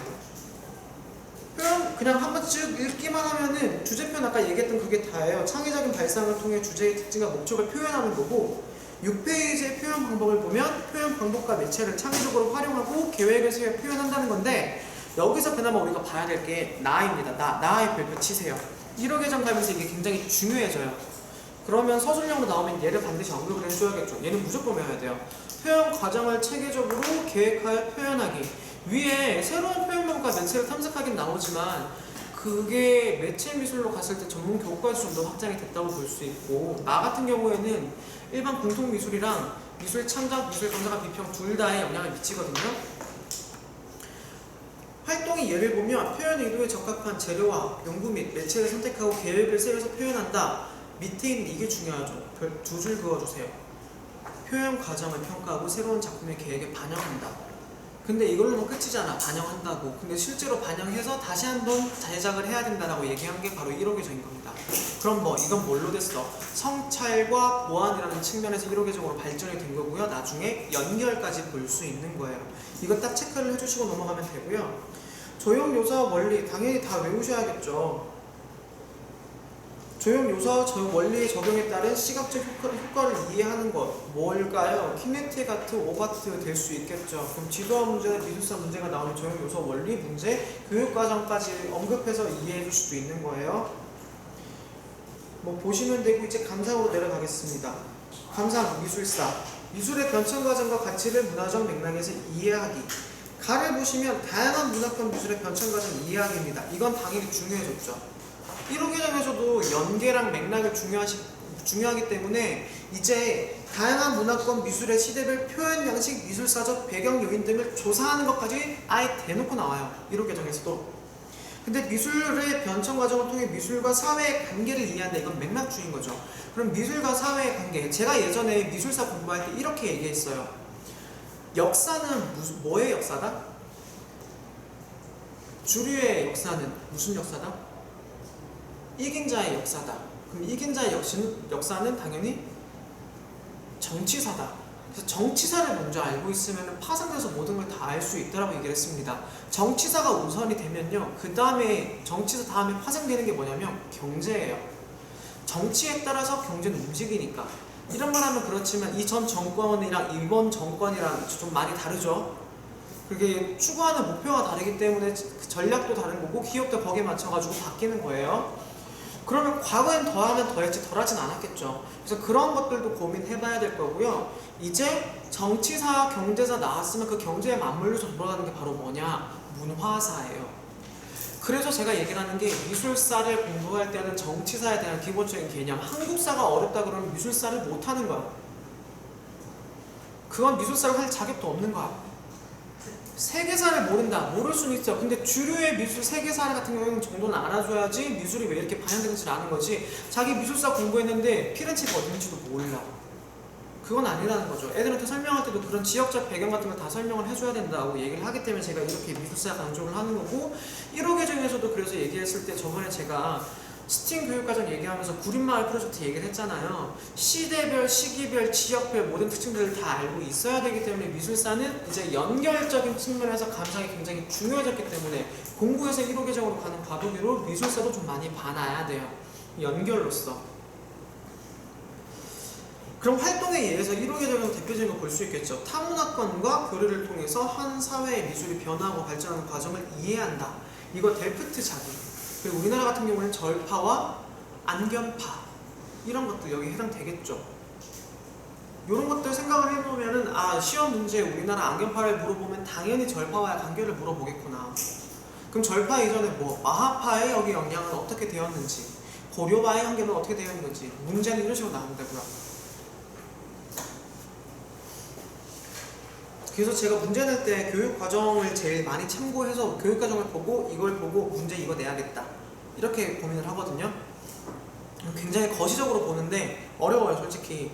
근데 교육 과정을 여러분들이 그냥 몇 번씩 달달달 외우다 보면은 그걸 외우면 이제 그 단계로 넘어갈 수 있으니까 조금 힘들더라도 다 외워주세요. 그리고 다른 나라와 다른 나라 전통 미술 문화의 가치를 이해하기 6페이지 요 끝에 보시면 이건 당연히 다문화 미술 교육이겠죠. 당연히 다문화예요. 활동의 예를 보면 우리나라와 다른 나라의 전통미술 문화가 사회와 개인에게 미치는 영향, 다양한 측면을 설명을 하고 미술문화 이상이 보존, 승계된 사례를 조사하고 발전 방안을 모색한다. 그러면은 국립중앙박물관이나 이런 데서 있었던 것들을 찾아볼 수 있는 거고요. 자, 그럼 뒷장으로 넘어가겠습니다. 자, 미술 비평입니다. 미술 비평도 볼 건 많은데 이제 09에서 미술 비평이었던 게 이제 1호 계정으로 가면은 미술 감상과 비평에서 상당히 많은 영향을 차지하거든요. 볼게요. 미술 비평을 활동을 통해 작품의 의미를 해석하고 가치를 판단한다. 다양한 분야의 지식을 활용하여 미술 작품의 의미를 이해한다. 다양한 분야, 타 분야 내 연결해야겠네. 1호 계정으로 넘어가야겠죠. 역사, 경제, 사회, 문화적 맥락에서 미술 작품의 의미를 이해한다. 활동 예를 보시면 미술 작품의 의미를 이해하는 데 필요한 정보와 지식을 수집한다. 수집하면 스스로 찾아야겠죠. 발견법. 그럼 학생들한테 어떻게? 매체를 활용하는 법. 뭐 스마트 기기 같은 것도 얘기가 나올 수 있는 거고요. 그럼 지도 안에서 이런 것들까지 적성해 줘야겠죠. 교육과정은 문제도 문제지만 2차 준비도 해줘야 되는 거니까. 자, 나번 미술 비평 요소와 기준을 활용하여 미술 작품의 가치를 판단하기. 자, 그러면 이거는 가치를 판단하는 문제가 나오니까 당연히 펠드먼류나 앤더슨류를 반드시 들어가야 되는 거잖아요. 그럼 펠드먼류나 앤더슨류에서 주로 나오는 문제, 특히 우리 같이 풀어왔던 기출에서 이런 펠드먼류의 비평이 가지는 한계점이 무엇인가? 거기에 대해서 뭐 한계점에 대해 작성하라 그러면 교육 과정상에서 우리가 뽑아볼 수도 있어. 답안지를 볼게요. 형식, 주제, 도상, 역사적 배경, 문화적 가치 등 다양한 비평 요소와 기준을 이해한다라고 나와있죠. 근데 펠드먼에서는 뭐가 없어? 문화적 가치가 배제되어 있죠. 그럼 어떻게 적어줘야겠어? 역사적 배경이나 문화적 가치 등을 배제하여 다양한 비평 요소라는 기준을 충족시키지 못한다 라고 적어줄 수 있겠죠. 답안의 근거가 또 여기서 찾을 수 있습니다. 그 밑에 미학적 용어와 개념, 미술사적 지식을 활용하여 감상문을 작성한다. 이건 펠드먼류의 정당성이 되겠죠. 앤더슨류에도 포함될 수 있고요. 자, 관람자 역할을 고려하여 전시회를 계획하기. 이거는 중학교급에서 멈춥니다. 고등학교급에서 사라져요. 이런 개정 하면 전시회를 굳이 할 필요가 없어지거든요. 자, 그러면 07 개정 고등학교 교육과정 해설 필독 보면은 시범, 강의, 개별 작업, 협동 작업, 게임, 현장 견학, 극과 발표, 토론이라는 시리즈가 옆에 쫙 있는데 이건 제가 일부러 안 적었어요. 요새는 이런 거 막 물어보면 문제는 안 나와. 대신 구분했을 때 이게 무엇인지, 무슨 수업 유형인지 단답형으로 나올 수는 있어. 정말 쉬운 문제로요. 1번이나 2번 정도에서. 그럼 여러분들은 이런 거는 알고 가시면 좋을 것 같습니다. 그래서 각자 찾아보세요. 아니면 인터넷에 검색해도 충분히 나와요. 근데 너무 어렵게 나와요. 자, 그럼 교수학습 방법, 교수학습 계획, 이게 중요하겠죠. 1. 학습 목표는 교육과정의 내용 체계와 학습자의 성취 수준을 종합적으로 고려하여 설정한다. 이거 토시 하나 틀리면 안 돼. 성취 수준. 공부 과정에서 성취 수준이라 그러면은 이제 위에 있는 내용인데 학습 목표 작성할 때 이제 엊그저께 물어보는 학생들이 노란자에서 만난 선생님들이 뭐라고 하냐면 학습 목표 작성할 때 위에 있는 거에 있는 거 이거 그대로 적어야 되는 거 아니냐고. 자기는 강의 들을 때 이거 그대로 적으라 그랬다. 사실 그대로 적으면 만점 될까요? 왜냐면 지도안 같은 거 문제 나왔는데 지도안에서 뭐 창의적인 표현을 하는데 판화를 해. 판화를 창의적으로 표현하는데 다짜고짜 무슨 다양한 분야의 지식을 활용하여 작품 미술을 의미를 이해하고 표현할 수 있다. 이렇게 좀 될까 안 될까? 안 되겠지. 근데도 불구하고 강사들이 그렇게 가르치는 건 뭐냐면 학습 목표를 못 적으니까. 그러면 기본 점수라도 가져갈 수 있는 건 위에 있는 성취 수준이에요. 동그라미 가, 동그라미 나, 막 이런 거. 근데 이제 학습 목표에서 만점을 받을 거면은 이제 수업에서 지도안을 잘 분석을 하고 지도안에서 원하는 요건들, 계속적으로 반복되는 용어들 같은 걸 체크를 동그라미 쳐주시고 그것들을 위에 있는 성취 기준에서 바꾸면 돼요. 뭐 앞에다가 한 글자를 추가한다거나 아니면 내용 앞에 추가를 한다거나 그런 식으로 적으면 돼요. 이거는 나중에 시험 문제 제가 첨삭하면서 계속 알려드릴게요. 그냥 못 정한 사람도 있을 수는 있는데. 자, 2번 학습 내용은 체험 표현, 감상의 각 영역별 특성을 살려 학습 목표에 적합하게 선정하되 각 영역별 학습 내용 간의 관련성, 학령 분별 학습 내용 간의 연계성을 고려한다. 즉 이 말인즉슨 아까 제가 얘기한 것처럼 체험이면 체험, 표현이면 표현 따로 가르치는 게 아니라 한 수업 안에서 체험과 표현과 감상이 동시에 이루어질 수도 있다. 그걸 고려하라는 말이겠죠. 이렇게 이해하고 외우셔야 돼요. 그냥 맹목적으로 외우지 마시고요. 3번 학습 과제의 성격, 과제 해결을 위한 기본 절차와 방법, 사전 지식의 활용, 학습 활동, 피드백을 세부적으로 제시한다 라고 했는데 사전 지식의 활용, 이게 뭐겠어요? 전시학습 활용이겠죠. 자, 그러면 시험 문제 전시학습 하는데 이걸 하는 의도를 적어보래. 그럼 뭐야? 학습 목표, 이거 교사학습 계획에서 적어야겠죠. 4번 학습 내용과 방법 및 수업의 시기는 학교 교육과정 운영의 자율성, 학교와 지역 사회의 특수성, 행사, 계절, 학생 수, 시설 및 용구 등을 고려하여 탄력적으로 조정 운영한다. 이거 탄력적으로 조정 운영한다. 교사에게 자율성을 준다. 이거 누구에게 받은 거다? 아이즈너. 그럼 아이즈너한테 영향을 받은 거니까 나중에 우리가 이거 딱 만약 교육과정 던져줬어. 그럼 아이즈너 왜 이렇게 가능한 건지 DBA 근거에서 이런 것들을 정당성을 제공하라고 적을 수 있어야죠. 저는 만약에 어렵게 낸다 그러면은 이거 교수학습 계획을 딱 적어준 다음에 다음은 김 교사가 이런 지도안을 짜게 되었고 거기에 근거된 교육과정이다. 이 교육과정을 아이즈너의 측면에서 가능하게 된 점을 서술하시오라. 그러면 난 DBA에서 아이즈너가 교사에게 자율성을 신장한 내용을 왜 그렇게 주장했는지에 대한 사상적 근거를 다 적으라고 물어보는 문제니까 이런 문제 낼 수 있거든요. 근데 왜 안 나오는지 알아? 자꾸 걸려. 김성현 문제 너무 많이 냈어. 자꾸 걸려. 그 시험 이거는 영상 했으니까 나중에 영상 끝나고 얘기를 해줄게요. 우리의 장점은요, 우리가 만드는 문제, 강사들이 만드는 문제, 여러분들이 만드는 문제 중에서 이제 계량해가지고 문제 내겠지만 이 문제들은 노량진에 흘러 들어가지 않겠죠. 그러니까 노량진에서 있는 문제들은 다 어디로 들어가요? 평권으로 들어가요. 그럼 평권에서 그 문제를 걸러요. 근데 우리 문제는 거르지 않는다고. 그래서 우리가 문제를 맞추면은 유출을 하잖아. 이거 나올 거다. 근데 적중률이 대부분 그래도 60%는 이상이야. 답을 다들 못 적어서 그렇지. 그건 인정해야지. 작년에도 찍은 문제에서 미디어 파사도 나왔고 뭐 계속해서 찍으면 찍는 게 나오는데 여러분들이 못 적어서 그렇거든요. 어쨌든 찍으면 우리가 나오는 문제들은 왜? 우리가 문제 만들어도 걸리지 않으니까 나오는 거니까 다음 주부터 첨사 문제 들어갈 거예요. 3, 4학년들 몰라도 무조건 나와. 첨사 진짜 조윤진 쌤이랑 저랑 지난주 일요일에 만났거든요. 만나가지고 문제지를 답안지 작성한 거 보고 야 이거 진짜 심각하다 라고 생각을 했어요. 답안지를 너무 다들 못 적으셔가지고 초반엔 잘 적던 사람들도 이제 여름이 되니까 갑자기 막 못 적어.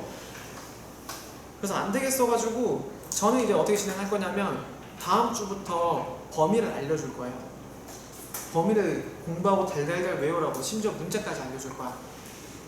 그 부분 외워서 답안지 작성하는 요령 알려줄 테니까 그거 쓰는 연습 그렇게라도 안 하면은 혹시 모르잖아. 우리가 풀었던 문제수 나왔는데 제대로 분석 안 했고 넘어갔는데 문제 나왔어. 그럼 그만큼 억울할 수는 없지. 그래서 그렇게 진행할 거니까 다음 주부터는 절대 빠지지 말고 좀 나오세요. 지금 계속 진행하겠습니다. 자, 그럼 교사학습 방법 납은 볼게요. 영역별 학습 내용의 특성을 고려하고 학습 목표를 효과적으로 달성할 수 있는 다양한 방법과 매체를 활용한다. 그럼 다양한 방법과 매체가 교과서에 나와 있겠죠. 그럼 그 다양한 방법과 매체를 봐야겠죠. 그럼 표현 과정을 보라는 말이죠. 그러면 미술 창작 교과서나 미술 감상 교과서에 나와 있는 패러디 기법이나 이런 것들, 그 다음에 작가별 표현 특징 같은 것들 다 외우셔야겠죠. 학생과 교사의 상호작용을 활발하기 위해 시범 강의, 개별 작업 및 협동작업, 게임, 현장 견학, 극화, 토론 등 다양한 교사학습 방법을 활용한다. 추가적으로 발문, 밑에 있는 거 동그라미 3번 정말 중요해요. 틀리지 말고 다 외우시고요. 3, 4, 5, 6번 굳이 설명은 안 하겠지만 이거 다 외우셔야 돼요. 특히 5번 보시면요. 미술에 대한 관심과 이해를 높이기 위하여 지역의 미술 자료와 문화 공간을 적극적으로 활용한다. 우리 이거 지난 시간에 봤던 무슨 미술교육? 지역사회 중심 미술교육, 커뮤니티 베이스드 아트리케이션 CBA라고 얘기를 했습니다. 그거 반영한 겁니다. 자, 그러면 뒷장으로 넘어가겠습니다. 8페이지. 직접교수법, 발음중심학습법, 창의적 문제해결법, 기능적 사고법인데 이제 작년에 여기서 문제 나왔나요? 이 4개 중에 문제 나왔나요? 작년에? 안 나왔죠? 재작년에 나왔죠? 그럼 올해는 나올 법도 해요. 근데 올해 나오면은 뭐가 나올까? 창의적 문제해결법 나올까요? 기능적 사고법이 나올까요? 2년 전에 나왔던 게 뭐였어요? 응? 2년 전에 나왔던 거 기억 안 나? 기출풀이 다 했잖아. 여기 뒤에 나와있어 얘들아. 뒤에 문제 첨부해놨잖아. 문제 있잖아. 기출문제 2016 기출 19페이지에 나와있잖아요. 이거 반응중심이잖아. 그럼 2년 전에 반응중심 나왔어. 그럼 직접교수법은 이제 유의점 같은 걸 물어보기 쉽다 그랬고요. 창의적 문제해결법이랑 기능적 사고법인데 기능적 사고법이 실제로 감상에서 적용하기 굉장히 어려워요. 이거 문제 나오면 다 틀린다고 보면 돼. 나만 틀리는 게 아니라 모두가 틀리니까 안심하면 돼. 그냥 창의적 문제 해결법은 아까 얘기한 것처럼 다들 나올 것 같다 얘기를 했잖아요. 나올 가능성이 좀 농후해요. 창의적 문제 해결법 좀 보고 기나트 사고법은 여러분들이 지도 하나 한번 짜보세요. 짜보는 게 제일 중요해요. 자, 그럼 창의적 문제 해결법을 한번 보도록 하겠습니다. 왜 1호 계정이랑 넘어가면서 창의적 문제 해결법이 굉장히 중요해졌기 때문이거든요. 미술과의 모든 내용 영역은 창의성과 관련되어 있다. 그러니까 공부 계정에서는 표현에 모두 창의성이 들어가 있죠. 미술 수업에서 창의성은 문제 해결을 위한 사고 능력 체크, 아이디어 창출 능력 체크, 작품 분석 및 새로운 해석이나 판단을 내리는 능력 체크, 동그라미 1, 2, 3으로 해가지고 외우세요. 요거 그대로 나중에 답안지에 다 적으셔야 돼요. 관련 문제 나오면.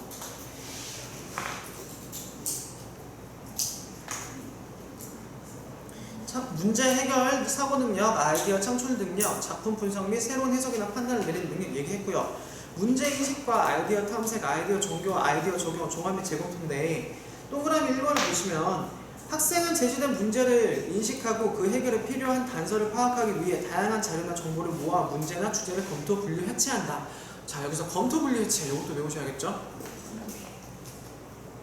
그 문제가 가지는 실질적인 문제가 무엇인지 토론을 진행하기 이전에 검토, 분류, 해체를 통해 가지고 그 문제점에 대해서 정확하게 이해를 해야 되는 거니까 사전 탐색 단계, 인식하는 거 이게 뭐예요? 지각이에요. 지각. 우리 주변에서 인식하는 거지. 그리고 동그라미 2번 학생은 브레인스토밍을 통해 문제 해결을 위한 아이디어를 구상한다. 이걸 표현해서 뭘까요? 주제 표현일까 표현 방법일까 조형조사 원리일까? 일단 표현 방법이라고 보시면 되는 거죠. 표현 방법과 주제 표현 두 개 융합하는데 표현 방법이 우선된다고 보시면 되는 거죠. 동그라미 3번 탐색한 아이디어를 분석하고 정교화하여 아이디어 시각화를 위해 스케치하거나 여러 가지 아이디어를 표현을 통해 적용하는 단계로 독창적인 아이디어가 명확한 형태로 나타난다. 이것도 표현 방법이면서 동시에 주제 표현이 같이 진행되고 있죠. 자, 동그라미 4번 정교화된 아이디어를 표현을 통해 적용하는 단계로 독창적인 아이디어가 명확한 형태로 나타난다. 조형 요소 원리도 여기 결합해야 될 거고요. 소통까지 들어가야겠죠. 왜? 이미지로 소통해야 되니까. 자, 5번 아이디어가 작품에 잘 반영되었는지 감상 분석하며 새로운 선택의 가능성도 생각할 수 있다. 그러면 감상에서 미술 비평이 들어가야겠죠. 그러면 제가 여러분한테 해드리고 싶은 숙제는 뭐냐면 여기에 각 단계에 공부 개성 들어간다 그랬잖아요. 이 단계의 그런 키워드를 여기다 적어가지고 실제로 시험 문제, 기출 문제에서 이게 어떻게 되는지 한번 보시라는 거예요. 지도안 문제에서. 어렵지? 무슨 말인지도 모르겠지? 지도안 같은 데서 창의적 문제 해결법을 봤을 때 1, 2, 3, 4, 5단계로 구성이 되는 지도안들이 분명히 존재는 할 거예요. 아니면 뒤에 제가 넣어놓은 문제점, 그 지도안에서도 창의적 문제 해결법의 단계를 보면 찾아볼 수는 있을 거예요. 그럼 그 단계에 주제 표현 방식이 어떤 키워드로 집어넣어야 될 건지 각 단계의 정당성이 무엇인지 그냥 한번 쓱 읽어보고 이해만 하라는 거예요. 이거는 뭐라 그래야 되지? 자, 여러분들 미술교육론 한 번 훑었잖아요. 한 번 훑었는데 100% 이해하겠어? 저도 한 번 봤는데 100% 이해 못하겠죠. 그냥 뭐 몇 번을 봐야 된다는 거잖아. 이해가 안 되더라도 계속 보다 보면 나중에 눈에 있기 때문에 이해가 되기 때문에 그렇게 하라는 거예요. 그래서 한번 쭉 읽어보시고 창의적 문제 해결법의 별표 3개에다가 플러스 1개 더 쳐주세요. 매우 중요합니다.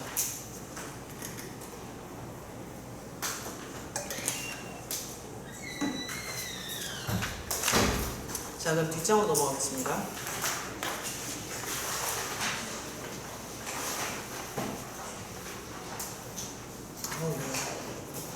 자, 내용 영역별 지도인데 제가 근데 굳이 얘기하면 얘는 안 해도 돼요. 저는 굳이 얘기하면 영역별 지도까지는 외울 필요가 없다는 생각은 들어요. 공부계정 영역별 지도는 이제 한물 갔어. 문제가 낼 부분 아니야. 교사학습 방법에 대해서 물어보겠지. 1호 계정으로 가는 과도기니까. 대신 밑에 있는 평가는 꼭 외워야 돼요. 근데 제가 몇 개만 딱딱 찍어줄 테니까 이게 어떤 미술 교육론이 반영된 건지만 보도록 하겠습니다. 체험은 너무 쉬워서 넘어가고요. 표현을 보시면은요. 말을 보세요. 말. 서로의 작품 감성을 통하여 표현 과정과 결과를 스스로 점검하고 다음 활동에 반영하도록 지도한다. 아까 계속 얘기했던 그거죠. 성취 기준은 여기서 볼 수 있겠죠. 내용 영역별 지도도 사실은 성취 기준이라고 볼 수 있어요. 이렇게 지도를 해야 되는 거고 학생들이 이걸 바탕으로 이걸 이해해 나갔으면 좋겠다라고 하는 거니까. 그럼 이거 바탕으로 1호 계정으로 넘어가게 됐을 경우에는 실제로 제2 제작까지 고민을 해야 된다라고 얘기를 했고, 발상 방법 옆에 보면 연상법, 브레인스토밍, 3M, 설문법, 스캔퍼 나와 있는데 이건 교과서 참고해가지고 실제 사례를 찾아보시고요. 얘네들은 뭘로 연결짓냐? 이렇게 이 발상법을 통해 가지고 나타난 디자인을 찾으세요. 교과서에서 그런 사례를 찾을 수 있어요. 자, 그러면은 여러분 교과서 분석하는데 어려운 분들 찾을 수 있는 게 생겼죠. 교과서에서 디자인으로 이런 사례가 있는 발상법을 통해서 만들어진 교과서 디자인 도판이 있다. 얘는 꼭 외우세요. 그럼 이거 적용 방안에 대한 문제점이 충분히 시험 문제로 나올 수가 있어요.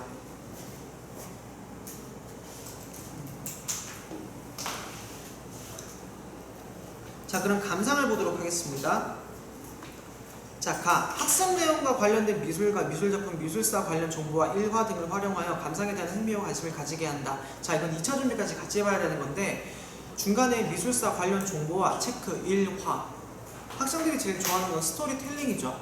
그리고 여기 밑에다 일화니까 어떤 식으로 이야기를 전달할 건지 스토리텔링식으로 얘기를 해주셔야 돼요. 저도 이거 자료 만들 때 스토리텔링식으로 일부러 패러디할 때 내가 모자라니 짤도 넣고, 뭐 기타 다양한 만화 같은 거 넣다시피, 젠틀라스키 같은 경우에도 원래는 카라바조의 제자였지만 이제 여성이기 때문에 한계점이 존재했다. 최초의 페미니스트 작가로 불리긴 했지만 실제로 자기가 성추행 당했다가 오히려 자기가 권장형을 맞았던 그런 일화까지 얘기를 해주면 여자애들이 부들부들거려. 그러니까 애들은 확실히 동기 유발이 되겠죠. 그럼 이거는 스토리텔링 했으니까 어디에 사용될 수 있는 거? 감상 초기, 동기 유발. 이건 어디 감상뿐만 아니라 체험과 표현에도 가능한 여기까지 고려할 수 있는 겁니다. 그러니까 일화 스토리텔링 잘 이해해 주시고요. 이런 일화에 사용 가능한 게 저 수업 시간할 때 일기 했던 거, 뭐 저 일기 그 유명하잖아요. 제 친구 유리가 있는데 우리 반에 유리가 또 있네. 유리가 유리를 읽어볼까? 이렇게 얘기를 해가지고 제가 이렇게 했다 이렇게 하니까 앞에 있는 감독관들이 시험관들이 이렇게 갔다 이렇게 공을 옮겼다고. 그렇게 만들면 거의 대부분 점수 상위권의 점수 받을 수 있는 거예요. 몰입을 시키면 되는 거야. 스토리텔링을 좀 잘해주시면 좋고요. 이제 라가 중요해졌어요. 미술 용어와 비평 방법을 이해하고 글쓰기, 발표 및 토론 등에 활용한다. 이게 공부 과정에서는 되게 중요한 게 아닌데 이론 계정 가면은 감상, 비평이 굉장히 중요해졌어요. 이제 교과서가 저는 지학사 교과서 썼잖아요. 지학사 교과서 고등께 잘 나가는 게 이제 1호 개정은 아까 얘기했다시피 고등학교 거를 바꾸려다가 하다 보니까 이제 자유학기제도 있으니까 중학교도 바꾸고 초등학교도 바꾸는 거라 가지고 가장 큰 변화는 고등학교가 제일 큰 변화예요. 미술은 변화가 적긴 하지만 중학교에서보다는 그래서 고등학교에서 문제가 많이 나올 거야. 공통미술에서도 공부개정도 그래서 미술 창작이나 미술 문화를 물을 확률이 저는 더 높다고 생각을 해요. 그럴 수밖에 없는 게 중학교는 자유학기제 말고 크게 바뀐 게 없어. 내용도 거의 유사해. 스팀만 들어갔다. 그래서 고등학교 위주로 설명을 조금 이따 할 거지만 이제 글쓰기가 진짜 많이 들어갔어요. 그래서 비평문의 감상에서 글쓰기라는 방법이 대놓고 나와 있기 때문에 이 글쓰기라는 방법, 그리고 여러분들도 이제 글쓰기 중요하게 하잖아요. 서답형으로 바뀌기도 했고, 그래서 이 부분에 중점을 맞춰가지고 본인들도 글쓰는 연습을 좀 해주시고 학생들한테도 글쓰는 연습 이런 것들 좀 지원을 해주시면 좋고, 왜냐하면 또 글씨가 중요해진 게 수행평가 100%인 학교들이 점점 많아지고 있거든요. 저희 학교 같은 경우에도 작년까지 시험을 쳤다가 올해부터 수행 100이라서 실기 2개 하고 수행평가는 실기 2개 하고 감상문 쓰는 거를 하는데 영화 보고 영화 감상문을 쓰는 걸로 해요. 그래서 색채에서 이런 색깔들이 어떻게 사용되는지 본인이 그런 색채에서 느꼈던 감정들에 대해서 해보고 이제 조별로 모아가지고 발표하는 걸로. 근데 이제 그런 거는 글쓰기나 토론이니까 PPT 만드는 능력까지 다 들어가는 거라 가지고 여러분들이 좀 같이 봐주셔야 될 것 같아요. 그리고 박물관, 미술관, 전시관 등을 가능한 한 학기에 1회 이상. 가긴 가는데 이거 되게 현실적으로 힘들죠. 모든 학생 데려가는 거 힘들죠. 수학여행이 대체되고 있죠. 이거는 진짜 안 해도 돼. 그냥 지역 미술 바탕이구나 라는 것 정도만 보시면 돼요. 자, 이제 평가 보시면 평가 계획인데 사실 평가 계획은 일선에서 중요한 거지 시험 문제에서 나올 것 같진 않아. 근데 외워야 되는 건 당연히 1번, 2번, 3번 이렇게 다 외워야 돼요. 당연히 외워야 되는데 일선은 중요한 거. 평가 목표와 내용은 교육과정의 내용 체계와 영역별 내용을 근거로 설정하되 학습자의 성취 수준을 고려해야 된다. 당연히 고려해야 되는 거고요. 평가 내용의 특정 영역에 편중되지 않도록 하되 영역 내에서도 학습자의 지식, 기능, 태도 등을 균형 있게 평가한다. 그래야 되고요. 평가 기준을 학습자에게 미리 제시하여 이거 중요합니다. 미리 꼭 제시해야 돼요. 이건 뭐 신뢰도와 타당도 때문에 자신의 평가 결과를 객관적으로 이해할 수 있도록 한다. 안 그러면 민원 들어와요. 그럼 이제 교육청에 끌려가는 거야. 자, 그럼 뒷장 넘어가겠습니다. 제가 평가는 다 골라놨어요. 집필평가, 실기평가, 관찰법, 감사논, 토론법, 포트폴리오, 연구보고서법이 있는데 이제 포트폴리오 별표 3개 쳐주셔야겠죠? 연구보고서법도 별표 3개 쳐주셔야 될 거고요. 그 이유인 즉슨 1호 개정에서 바뀐다는 거. 포트폴리오가 굉장히 중요해진다는 거 때문입니다. 자, 평가 방법에 대해서 보면은 1번 외우시고 2번 외우시고 3번 외우는데 3번에 제가 말한 옆에 있는 평가 모든 내용 다 나왔던 거고요. 4번 수행평가는 학교 여건 등을 고려하여 계획하고 실시한다. 그래서 학생들마다 조금 차이는 있을 수 있고 난고이나 여고에 따라서 차이도 줍니다. 자, 내용 영역별 평가인데 이거 지금 보니까 와 진짜 평가에서도 문제가 나올 만한 게 라밖에 없어. 나나 다는 외우긴 외워야 되는데 사실 그렇게 비중 있게 외운다기보다는 빈칸 뚫어가지고 외우면 될 것 같고요. 라 평가 결과에 활용했죠. 얘는 진짜 말하면서 달달달 외워야 돼요. 좀 토시 하나 안 틀리고. 1호 개정 때문이에요. 평가 결과를 누가 기록으로 개인별 성장 수준을 파악하는 자료로 활용한다. 평가 결과는 성취 수준으로 제시하여 학생들이 자신의 성취 정도를 이해하는 자료가 되도록 한다. 그럼 그 평가 결과를 바탕으로 추천 좀 해야겠죠. 그럼 1호 개정에서 얘기하는 성찰과 보완이에요. 3번 평가 결과는 학습자의 성취 수준을 판단하고 교수 학습 내용의 방법 개선을 위한 자료로 활용한다. 자, 이거는 진단과 사정이죠. 이거 또 나왔네. 누구지? 진단과 사정. 질적 사정. 그렇죠. 아예 다음 주는 아이즈너 특집을 문제를 낼게요. 우리나라 교육과정에서 아이즈너가 정당성. 그냥 미리 말했어. 자, 그럼 선택교육과정 1반 과목 이제 바로 미술문화 들어가는데 추구하는 인간사 고등학교 거니까 그냥 넘기시면 되고요. 고등학교 교육 목표 넘기시고요. 미술문화 과목 목표 당연히 외우셔야겠죠. 자, 빈칸 뚫는 거 지금 체크하는 거. 미술은 개인적인 창작행위의 결과물이 동시에 체크, 시대와 사회의 산물이기도 하다. 이는 미술작품이 형성되는 데 있어 체크, 사회문화적 배경이 체크, 복합적 체크, 영향을 미친다는 것을 의미한다. 따라서 미술 과목의 목표는 이거 통째로 외우세요. 목표는 인간의 삶 속에서 미술을 이해함으로써 비평적 사고력과 미적 감수성을 길러 생활을 풍요롭게 영위할 수 있는 문화적 소양을 가지도록 하는 데 있다. 고등학교 수준에서 이건 불가능해요.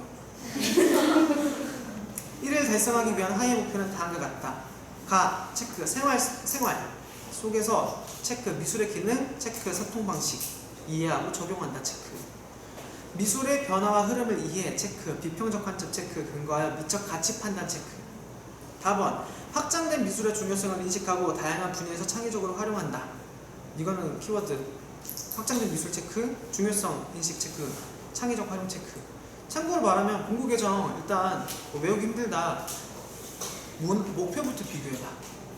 공부 개정 목표랑 1호 개정 목표랑 딱 비교해놓고 빈칸 뚫기 한번 해봐봐. 그러면 공부 개정의 목표랑 1호 개정의 목표가 이렇게 차이가 나는구나 느낄 거야. 별반 차이가 없구나 라는 거야. 말만 다르구나. 그래서 공부를 외우시면 되고 옆에 있는 내용 체계 영역밖에 좀 보도록 할게요. 당연히 표 다 외우셔야겠죠. 미술문화. 왜냐면 미술 감상과 비평이 등장을 했기 때문입니다. 미술 감상과 비평이 바뀌었잖아요. 미술과 삶에서 미술 창작, 미술 문화로 넘어갔다가 이제 미술 문화에서 다시 미술 비평과 문화, 미술 감상과 비평으로 넘어왔기 때문에 얘를 외워서 알고 있어야 돼. 변화가 됐다는 거. 책에 다 외우세요. 가장 잦은 빈도로 출제가 됐기 때문에 또 옆에 제가 적어놨잖아요. 자, 이제 영역별 성지 기준 먼저 보도록 하겠습니다. 미술의 기능, 미술과 언어입니다. 시각 언어로서 미술의 소통 방식을 이해하고 적용한다. 자, 이제 미술이라는 게 시각 언어로서, 시각 이미지는 시각 언어로 상위의 개념으로 올라왔어요. 중학교 급값 다르죠. 그럼 이 언어라는 건 뭐야? 기호학과 미술이겠죠. 그럼 뭐 미술이 가지고 있는 소통하고자 하는 방식에 대해서 체크를 해야 되는 거니까 구조주의와 후기 구조주의, 포스트 모더니즘, 데리다 해체주의까지 다 알아야 되는 거고, 이건 포스트 모더니즘 미술 교육론이 반영된 겁니다. 그 동그라미 2번 보시면 개인적 의미와 현대의 사회적 현상 등을 시각 이미지와 미술 작품으로 나타낸다. 그래서 자기가 봤을 때 전달하고자 하는 개인적인 의미. 그래서 요새 일러스트 같은 경우도 보면은 작가 개인이 느꼈던 점들을 많이 반영하고 있죠. 그래서 그런 것들이 이런 것들 근거해서 나타나는구나 보시면 되고, 미술과 생활. 생활을 디자인하는 미술의 기능을 이해하고 적용한다. 생활을 디자인하고 개선하는 다양한 미술의 기능을 이해한다. 자, 그럼 이건 뭐예요? 공예적인 측면인 거겠죠. 벽화도 여기에 들어가겠죠. 그러면은 환경 디자인도 여기에 들어가겠죠. 그럼 주변에서 볼 수 있는 미술, 환경과 미술. 그럼 체험 파트랑도 연결이 되겠죠. 중학교 급에선 체험이 일로 들어왔구나 라고 볼 수 있는 거예요. 그래서 교과서에서 미술 문화 파트를 봤을 때 단순 체험이 아니라 이거는 생활적인 측면인 거구나, 우리 주변에서 볼 수 있는 거구나, 니키드, 생팔 같은 게 미술과 생활에 해당될 수 있구나 라고 봐야겠죠. 자, 그럼 미술의 감상입니다. 분석과 해석과 판단과 활용. 이거 대놓고 펠드맨류죠. 근데 추가적인 게 있어요. 펠드맨류에서 앤더슨류로 넘어갔다는 게이건의 연구가 여기 들어갔다는 점이죠. 분석과 해석, 감상과 대상의 조형적 특징을 다양한 관점에서 분석하고 해석한다. 그럼 조형적 특징이네. 그럼 조형 요소랑 원리가 훨씬 더 중요해졌고, 얘네들을 창의적으로 표현하는 것보다는 얘네들이 어떤 적용이 되어 있는지를 분석할 줄 아는 게 중요하다는 거죠. 그래서 미술 작품의 조형적 특징을 분석한다. 방금 제가 얘기한 거고요. 그 다음 분석을 할 때 작가는 역사, 정치, 경제, 사회, 문화적 맥락에서 해석을 한다. 어떻게 보면 수업 단계예요. 그리고 판단의 활용. 다양한 유형의 비평 방법을 이해하고 작품의 가치 판단에 활용을 한다. 그래서 다양한 가치 판단, 나 좋고 싫어 이렇게 나쁘는 게 아니라 이건 우아한 것 같니? 아니면 뭐 엘레강스하니? 아니면 뭐 예쁘니? 이런 식으로 물어볼 수 있는 거가 될 수 있고, 동그라미 2번 다양한 비평의 관점과 방법을 활용하여 비평문을 작성한다. 그럼 자기가 좋아, 왜 좋은데, 그 근거, 색감은 어떤지, 얘네들의 표현 단계에서 이런 방법을 알았기 때문이라든지 이런 식으로 얘기를 해줘야지 이런 단계로 넘어갈 수 있는 거고요. 마찬가지로 비평문을 작성한다는 점에서 중요하게 확대가 됐습니다. 일단 미술의 확장인데요. 이게 이제 공통 미술로 내려와요. 제가 말하는 일반 선택 미술로 내려가게 돼요. 그래서 직업이 굉장히 중요하게 돼가지고 미술과 직업이잖아요. 이제 고등학교 단계에서는 직업 3개와 미술로 바뀌어요. 1호 계정에서. 원래 중학교 미술에서는 1호 계정 중학교 미술에서는 미술과 직업이야. 그럼 미술관의 큐레이터나 도슨트에 대한 질문을 할 수 있는데, 누가 이런 얘기를 했어. 자기는 직업 문제가 나올 것 같다고. 그러면은 큐레이터나 도슨트나 이런 직업에 대해서 물어보지 않겠냐고 하는데, 그러면 그 직업을 잘 알고 있는 직업개발 전문 인력원에 나와서 문제를 물어봐야 되는데 그런 사람들이 몇 명이나 될까? 그리고 큐레이터나 도슨트를 물어볼 거면 오히려 박물관 학에서 문제를 내는 거지 진로적인 측면에서 문제를 내는 건 아닌 것 같다. 그리고 진로 역량은 학생들에게 꿈을 알려주기 위해서 문제를 알려주는 거고, 열린 개념인데 그걸 문제를 어떻게 내냐? 저는 그렇게 생각을 하기 때문에 체계가 이렇게 바뀌었다 정도는 문제 나올 수 있겠지만 그걸 너무 꼼꼼하게 물어보려고 문제가 나오진 않을 것 같아요. 그래서 미술과 직업이었다가 이제 1호 계정에서는 직업 3개와 미술로 바뀌었다는 거. 그래서 보다 폭넓은 연결, 스팀, 통합, 넓은 개념으로서 미술이 다른 직업 분야에서 어떻게 활용될 수 있는지로 넘어갔다는 점을 좀 더 초점을 맞춰주시면 좋을 것 같습니다. 자, 그래서 미술과 직업분은 그냥 읽어보시면 되고요. 미술과 통합이 중요합니다. 미술과 다른 분야와의 통합을 이해하고 적용한다. 미술과 그 밖에 예술, 과학, 기술, 환경 등 다양한 분야와의 통합을 이해한다. 다양한 분야의 지식과 기술을 미술에 창의적으로 적용한다. 실질적으로 힘들죠. 이거 매체 미술을 얘기하는 건데 많이 힘들어요. 그 옆에 있는 감상 수업의 순서 외우시고요. 이것도 마찬가지로 체계는 다 외우셔야 돼요. 뒤로 넘어가겠습니다.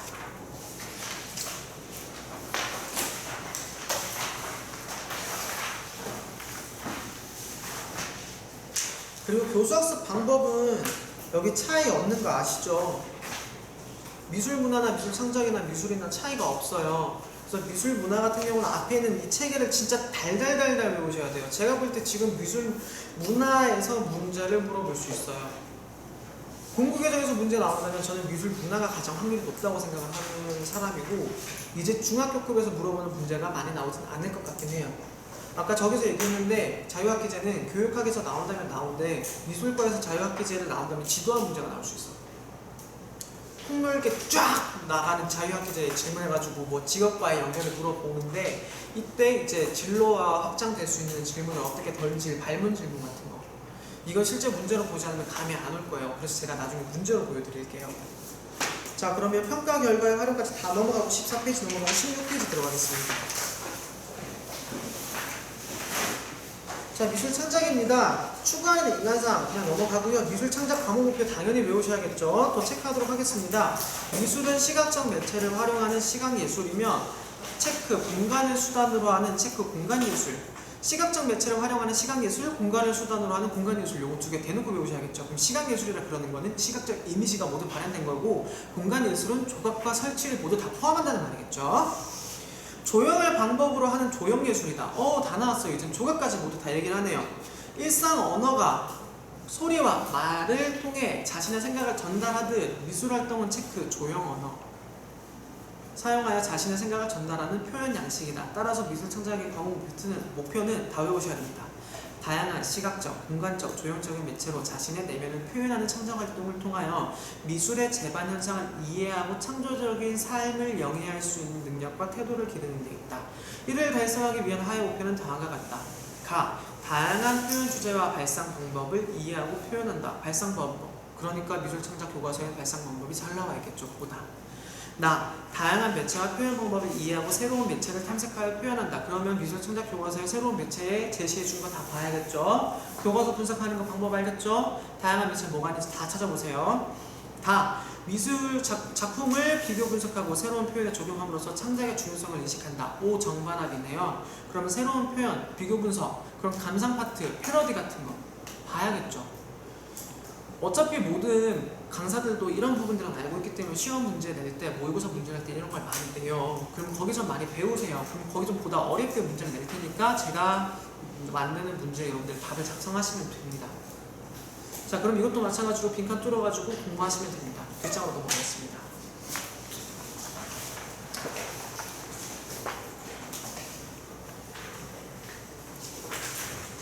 자, 내용 영역과 기준, 내용 체계 보시면은요, 내용 체계가 주제와 발상, 매체와 표현, 분석과 적용인데, 지금 교과서가요, 요게 헤네메드는 요걸로 안 돼 있어요. 우리 그때 헤네메드 헤네메드 고등학교 교과서 보면은, 미술 창작 교과서 보면 요 체계로 안 되어 있고 조금 1억 예종으로 가는 과도기라 그랬잖아요. 그 교과서 쓰신 분이 우리 이번에 그 인시아 가는 거 좀 지원해 주신 서예식 교장 선생님이거든요. 거기 명단에 적혀 있어요. 이름에 대표 저자로. 근데 미진 사건은 체계가 딱 이렇게 잡혀 있어요. 그래서 체계를 모르겠으면 미진 사건을 보면 미술 창작 교과서 체계를 확실하게 알 수가 있으니까 이번 주에 보실 분들은 이걸로 미진 사건 한번 보세요. 그래서 보면 첫 번째는 표현 주제 나와가지고 시기별 주제를 모두 다 적어놨고, 발상과 표현해가지고 발상법에 대해서 얘기를 했고, 다양한 표현법에 대해서 얘기를 해놨어요. 그다음에 평면 표현, 입체 표현, 매체의 확장, 그러니까 평면법 표현해가지고 드로잉부터 뭐 유화, 기법까지 모든 게 다 나왔고, 입체 표현하니까 입체 표현의 조형 요소와 원리부터 이제 설치까지 나왔고, 매체 확장해가지고 테크놀로지 미술과 영상까지 아주 딱딱딱 교육과정에 공부해서 잘 만들어놨어요. 그리고 마지막에 작품 분석과 작품의 재발견 해가지고 패러디까지 들어갔고, 그럼 이 부분에 대한 해석은 당연히 뭘 보면 돼? 교과서를 보면 그대로 알 수 있어. 중학교 교육과정 있죠? 미진사 중학교 교과서 보면은 체계 요거 똑같이 잡아놨어. 그러니까 미진사 걸 보라는 이유는 체계를 쉽게 잘 잡아놨기 때문에 보라고 하는 겁니다. 이해되시죠? 그리고 1호 계정은 저희 교과서가 잘 돼 있어요. 그러니까 나중에 교과서 나오면은 이제 지원해 주신다고 하니까 여러분들 제가 한 권씩 드릴 테니까 보세요. 알겠죠? 말이 너무 빠르니까 숨이 안 쉬어져. 자, 그러면 소형력 보도록 하겠습니다. 대형력에서 주제와 발상 받고, 중형력의 표현 주제가 나왔고, 소형력을 보면 다양한 문화적 맥락에서 작품의 주제, 상징, 아이디어 등을 이해하니까 다양한 문화적 맥락은 시기별로 다를 수 있고 문화별로 다를 수 있겠죠. 그러니까 이걸 접근하는 방식은 교과서마다 다른 거야. 어떻게? 시기별로, 아까 미진하는 시기별이라 그랬잖아요. 근데 이제 헤네메드나 천재교육고 보면은 이제 시기별이 아니라 지역별로 나누고, 지역별로 도표를 쫙 나눠놔요. 제일 뒷장에다가. 그럼 그 도표별로 작품이 나타나는 거 보면 서로 역량관계를 해놨어. 그 제가 블로그에 올린 책 중에서도 이거 관련해가지고 디자인 책 하나 그 적혀있거든요. 그리고 이 미술 공부의 책이 좋은 게 뭐냐면, 필독서를 내가 생각했을 때 중요하다고 생각하는 필독서를 여기 다 적어놔. 책 이름이 어디 있었지? 내가 이거 실제로 내려오면서 오늘 책을 찾아가지고 반디앤 루이스 가서 봤거든요. 와 이거 1년 들으면 대박이겠더라. 책이요. 이거 조금 이따 볼 사람들 이거 보면 돼요. 78페이지구나. 제가 맥락 굉장히 중요시 해가지고 도표 같은 거 되게 많이 그리고 여러분들한테 자료 많이 뿌린 거 기억하시죠?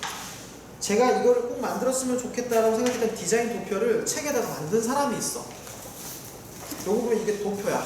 책을 펼치면은 클릭 서양미술사 최후의 마찬 뒤편에 시스티나 천자가짜 펼친 것처럼 책을 펼치면 이게 나와 있거든요. 역사는 디자인이 된다라는 디자인 사책이에요. 도판도 다 들어가 있고 이제 디자인이 서로서로 영향 주고받은 것도 나와 있는데, 이분이 저도 공부할 때 공부했던 그 역사는 디자인 된다라는 블로그 사이트가 있어요. 거기서 이제 교육으로 관련해서 글 올리셨던 분이 책을 낸 거야. 그래서 1, 2학년은 역사 디자인 된다 이거 책 보면 좀 좋을 것 같아요. 그래서 맥락적으로 보면은 제가 이렇게 얘기를 하는 거는 이런 것들도 여기 다양한 문화적 맥락에서 작품의 주제, 상징, 아이디어 등이 이해될 수 있기 때문에 저걸 얘기를 하는 거고, 그다음 두 번째, 작품에 나타난 상징성을 현대적 시각에서 재해석하여 표현하기. 자, 그럼 과거의 시각과 현대의 시각이 다를 수 있다는 말이 여기 들어가는 거죠. 그럼 과거의 시점을 이해하기 전에 현대적 시점을 보라 그러면 발문할 때 어떻게 해야 돼? 얘들아 이걸 보니까 지금 보니까 어떤 거 같아? 어떤 게 보이니? 라고 첫 번째 물어볼 수 있겠죠.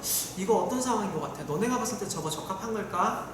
라고 물어볼 수 있는 단계, 발문 단계가 먼저 물어보고, 얘들아 그런데 그 당시에는 이런 문화가 있었대 라고 물어보고 선생님 얘기를 들어보고 난 다음에 다시 그림을 보니까 어떻게 느껴지니? 그럼 1차 발문, 2차 발문 나눌 수 있겠죠. 여기 그거 언급해 준 거예요. 작품에 나타난 상징성을 현대적 시각에서 재해석하라.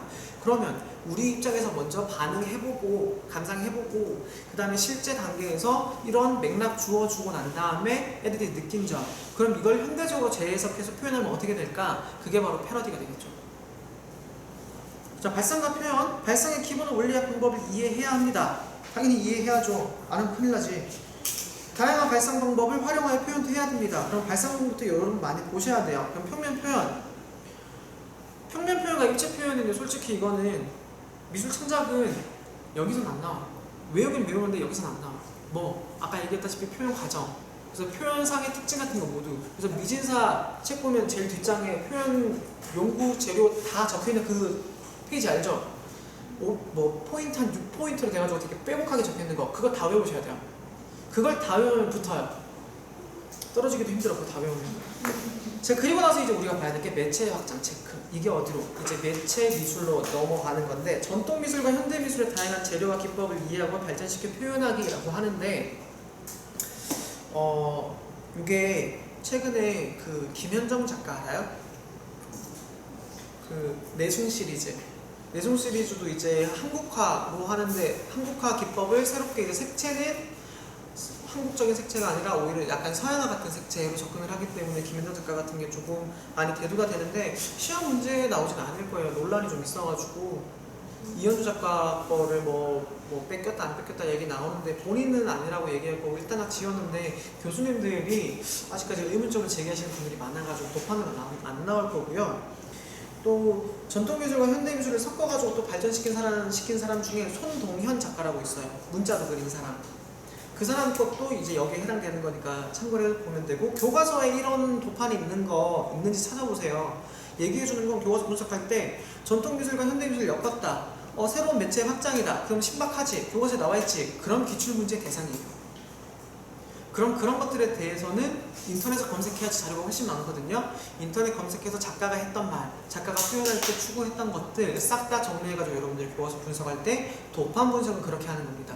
도판 보는데 미켈란젤로 도판들이 났어. 당연히 아는 거잖아. 그걸 분석하는 게 아니라 이게 이 교육과정 공부에서 왜 여기 들어갔는지 일단 그런 거 봤어. 그럼 보기만 하면 돼요. 근데 옆에 신박한 도판이 있어. 이게 여기 왜 들어갔을까? 그러면 그 작가의 의도대로 다 찾아야 돼요. 오케이? 그럼 문제는 낼 때 어떻게 내야 되냐? 도판에 대해서 기본적으로 물어보진 않아. 이 도판을 통해서 수업을 접근을 하는데 작가 의도에 대해서 적어놓고 교사의 발문 문제로 질문이 나온다거나, 혹은 그 밑에 이거에 대한 정당성, 교육과정, 이렇게 나올 수 있었던 교육과정의 근거를 제시하시오 라고 여러분들은 적을 수 있어야 된다는 거예요. 자, 교육과정 하는 스터디 팀이 한 3팀 정도 되는데 이거 못하겠다고 하는 사람들이 있을 거야. 어려워서. 그러면은 어쩔 수 없다 뭐. 안 되는 대로 해야지. 나중에 부탁하시면 도움 드릴게요. 자, 분석과 적용 내려가겠습니다. 작품 분석, 작품의 제작 의도를 파악하고 재료와 표현 방법을 분석하기. 작품 분석을 통해 조형 방식의 차이와 소통의 의미를 파악하기. 자, 여기서 소통의 의미를 파악하는데 조형 방식의 차이를 본다. 그러면 같은 의미라고 할지라도 표현 방식이 다른 경우가 있죠. 실존주의와 미술의 대표적인 예죠. 미국 어떻게 됐어? 미국에서는 추표로 나왔고 유럽에서는 그쵸. 근데 자코메티는 아주 가늘고 길고 울퉁불퉁한 표면으로 만들었죠. 근데 그 자코메티의 울퉁불퉁한 표면은 또 공통점을 어디서 찾아볼 수 있냐? 장 뒤비표 작품 보면은 뇌구상, 포트리에 작품도 그렇고 되게 울퉁불퉁한 그런 질감적인 측면에서 공통점을 찾을 수가 있어요. 제가 전후 미술 감상 수업을 했어요. 우리나라 이제 군함도 애들이 요새 많이 보고 올 거라서 2학기 때 시작하자마자 군함도에 대한 내용에 해서 시각적 문해력 수업 진행을 할 거고, 왜 군함도도 미화가 된 내용 있잖아요. 거기다가 전쟁이 일어난 직후에 대한 미술을 하면서 우리나라 앵코르멜이랑 외국에 있는 앵코르멜과 자코메티의 작품을 같이 감상해가지고 약간 부들부들거리는 그런 경향을 보이면 애들이 되게 집중을 잘해. 그럼 되게 글쓰기도 소화문을 잘 쓴단 말이에요. 그럼 그런 수업을 진행을 하면 학생들이 진짜 좋아해요. 그래서 그런 걸 접근을 할 때는 이런 식으로 조형 방식의 차이가 어떤 차이가 있는지, 외국에서는 이런 앵코르멜이 진행이 됐는데 우리나라 앵코르멜 작가들은 어떤 영향이 있는지, 우리나라에서는 화강이 많이 났기 때문에 화강암적으로 이제 돌 같은 질감들을 많이 냈거나 나무 같은 목재들을 활용해서 만드는 설치 작품들도 있다. 이런 식으로 뭐 개선할 수 있는 것들을 보여줄 수 있다면은 문제를 만들기도 여러분들이 좀 더 수월할 거예요. 그 다음에 작품의 재발견, 서로의 작품을 평가하고 개선 방안에 관하여 토론하기. 이거 동료 평가라는 말이죠. 그 다음에 서술형 평가라는 말이고, 그럼 동료 평가에 대한 특징이나 타당도나 해석, 그 신뢰도 같은 거 만들 수 있는 방안에 대해서도 고민을 해야겠죠. 그럼 이건 교육학 연구하는 문제가 나올 수도 있는 거예요. 자, 작품 평가 결과를 바탕으로 새로운 작품을 구상하여 제작하기. 작품 평가 결과 바탕으로 새로운 작품 구상하여 제작하기. 이거 일본 계정이네. 넘어갈 수 있겠죠. 그리고 일성고등학교에서는 미술 창작이 제일 많아요. 제일 많이 선택하기 때문에 제일 흔해요. 그래서 표현 쪽에서는 미술 창작에서 문제가 나올 확률이 훨씬 높습니다. 자, 뒷장으로 넘어가시면은 교수학습 방법과 평가가 나오는데 이것도 마찬가지로 크게 다른 점이 없기 때문에 이제 하나만 볼게요. 교수학습 방법에서 계획을 보시면은 4번이 있습니다. 학습과제의 성격, 과제 해결을 위한 기본 절차와 방법, 사전 지식의 활용, 학습 활동, 피드백 등을 구체적으로 계획한다. 피드백. 이거 질적 사정과 똑같아가지고 평가에서 말하는 피드백인데 여기 피드백이 나와 있으니까 이거는 키워드가 아니지 않아요? 라고 누가 물어본 적이 있거든. 이것도 잘 쓰면 키워드가 될 수 있어요. 뭐 질적 사정이란 말이 기억이 안 난다면 피드백이란 말로 대체하더라도 점수를 받을 수 있거든요. 요거 보시면 될 것 같고요. 자, 그러면은 공부 계정이 있어서 마무리하도록 하겠습니다. 자, 그럼 잠깐 쉬었다가 만나겠습니다.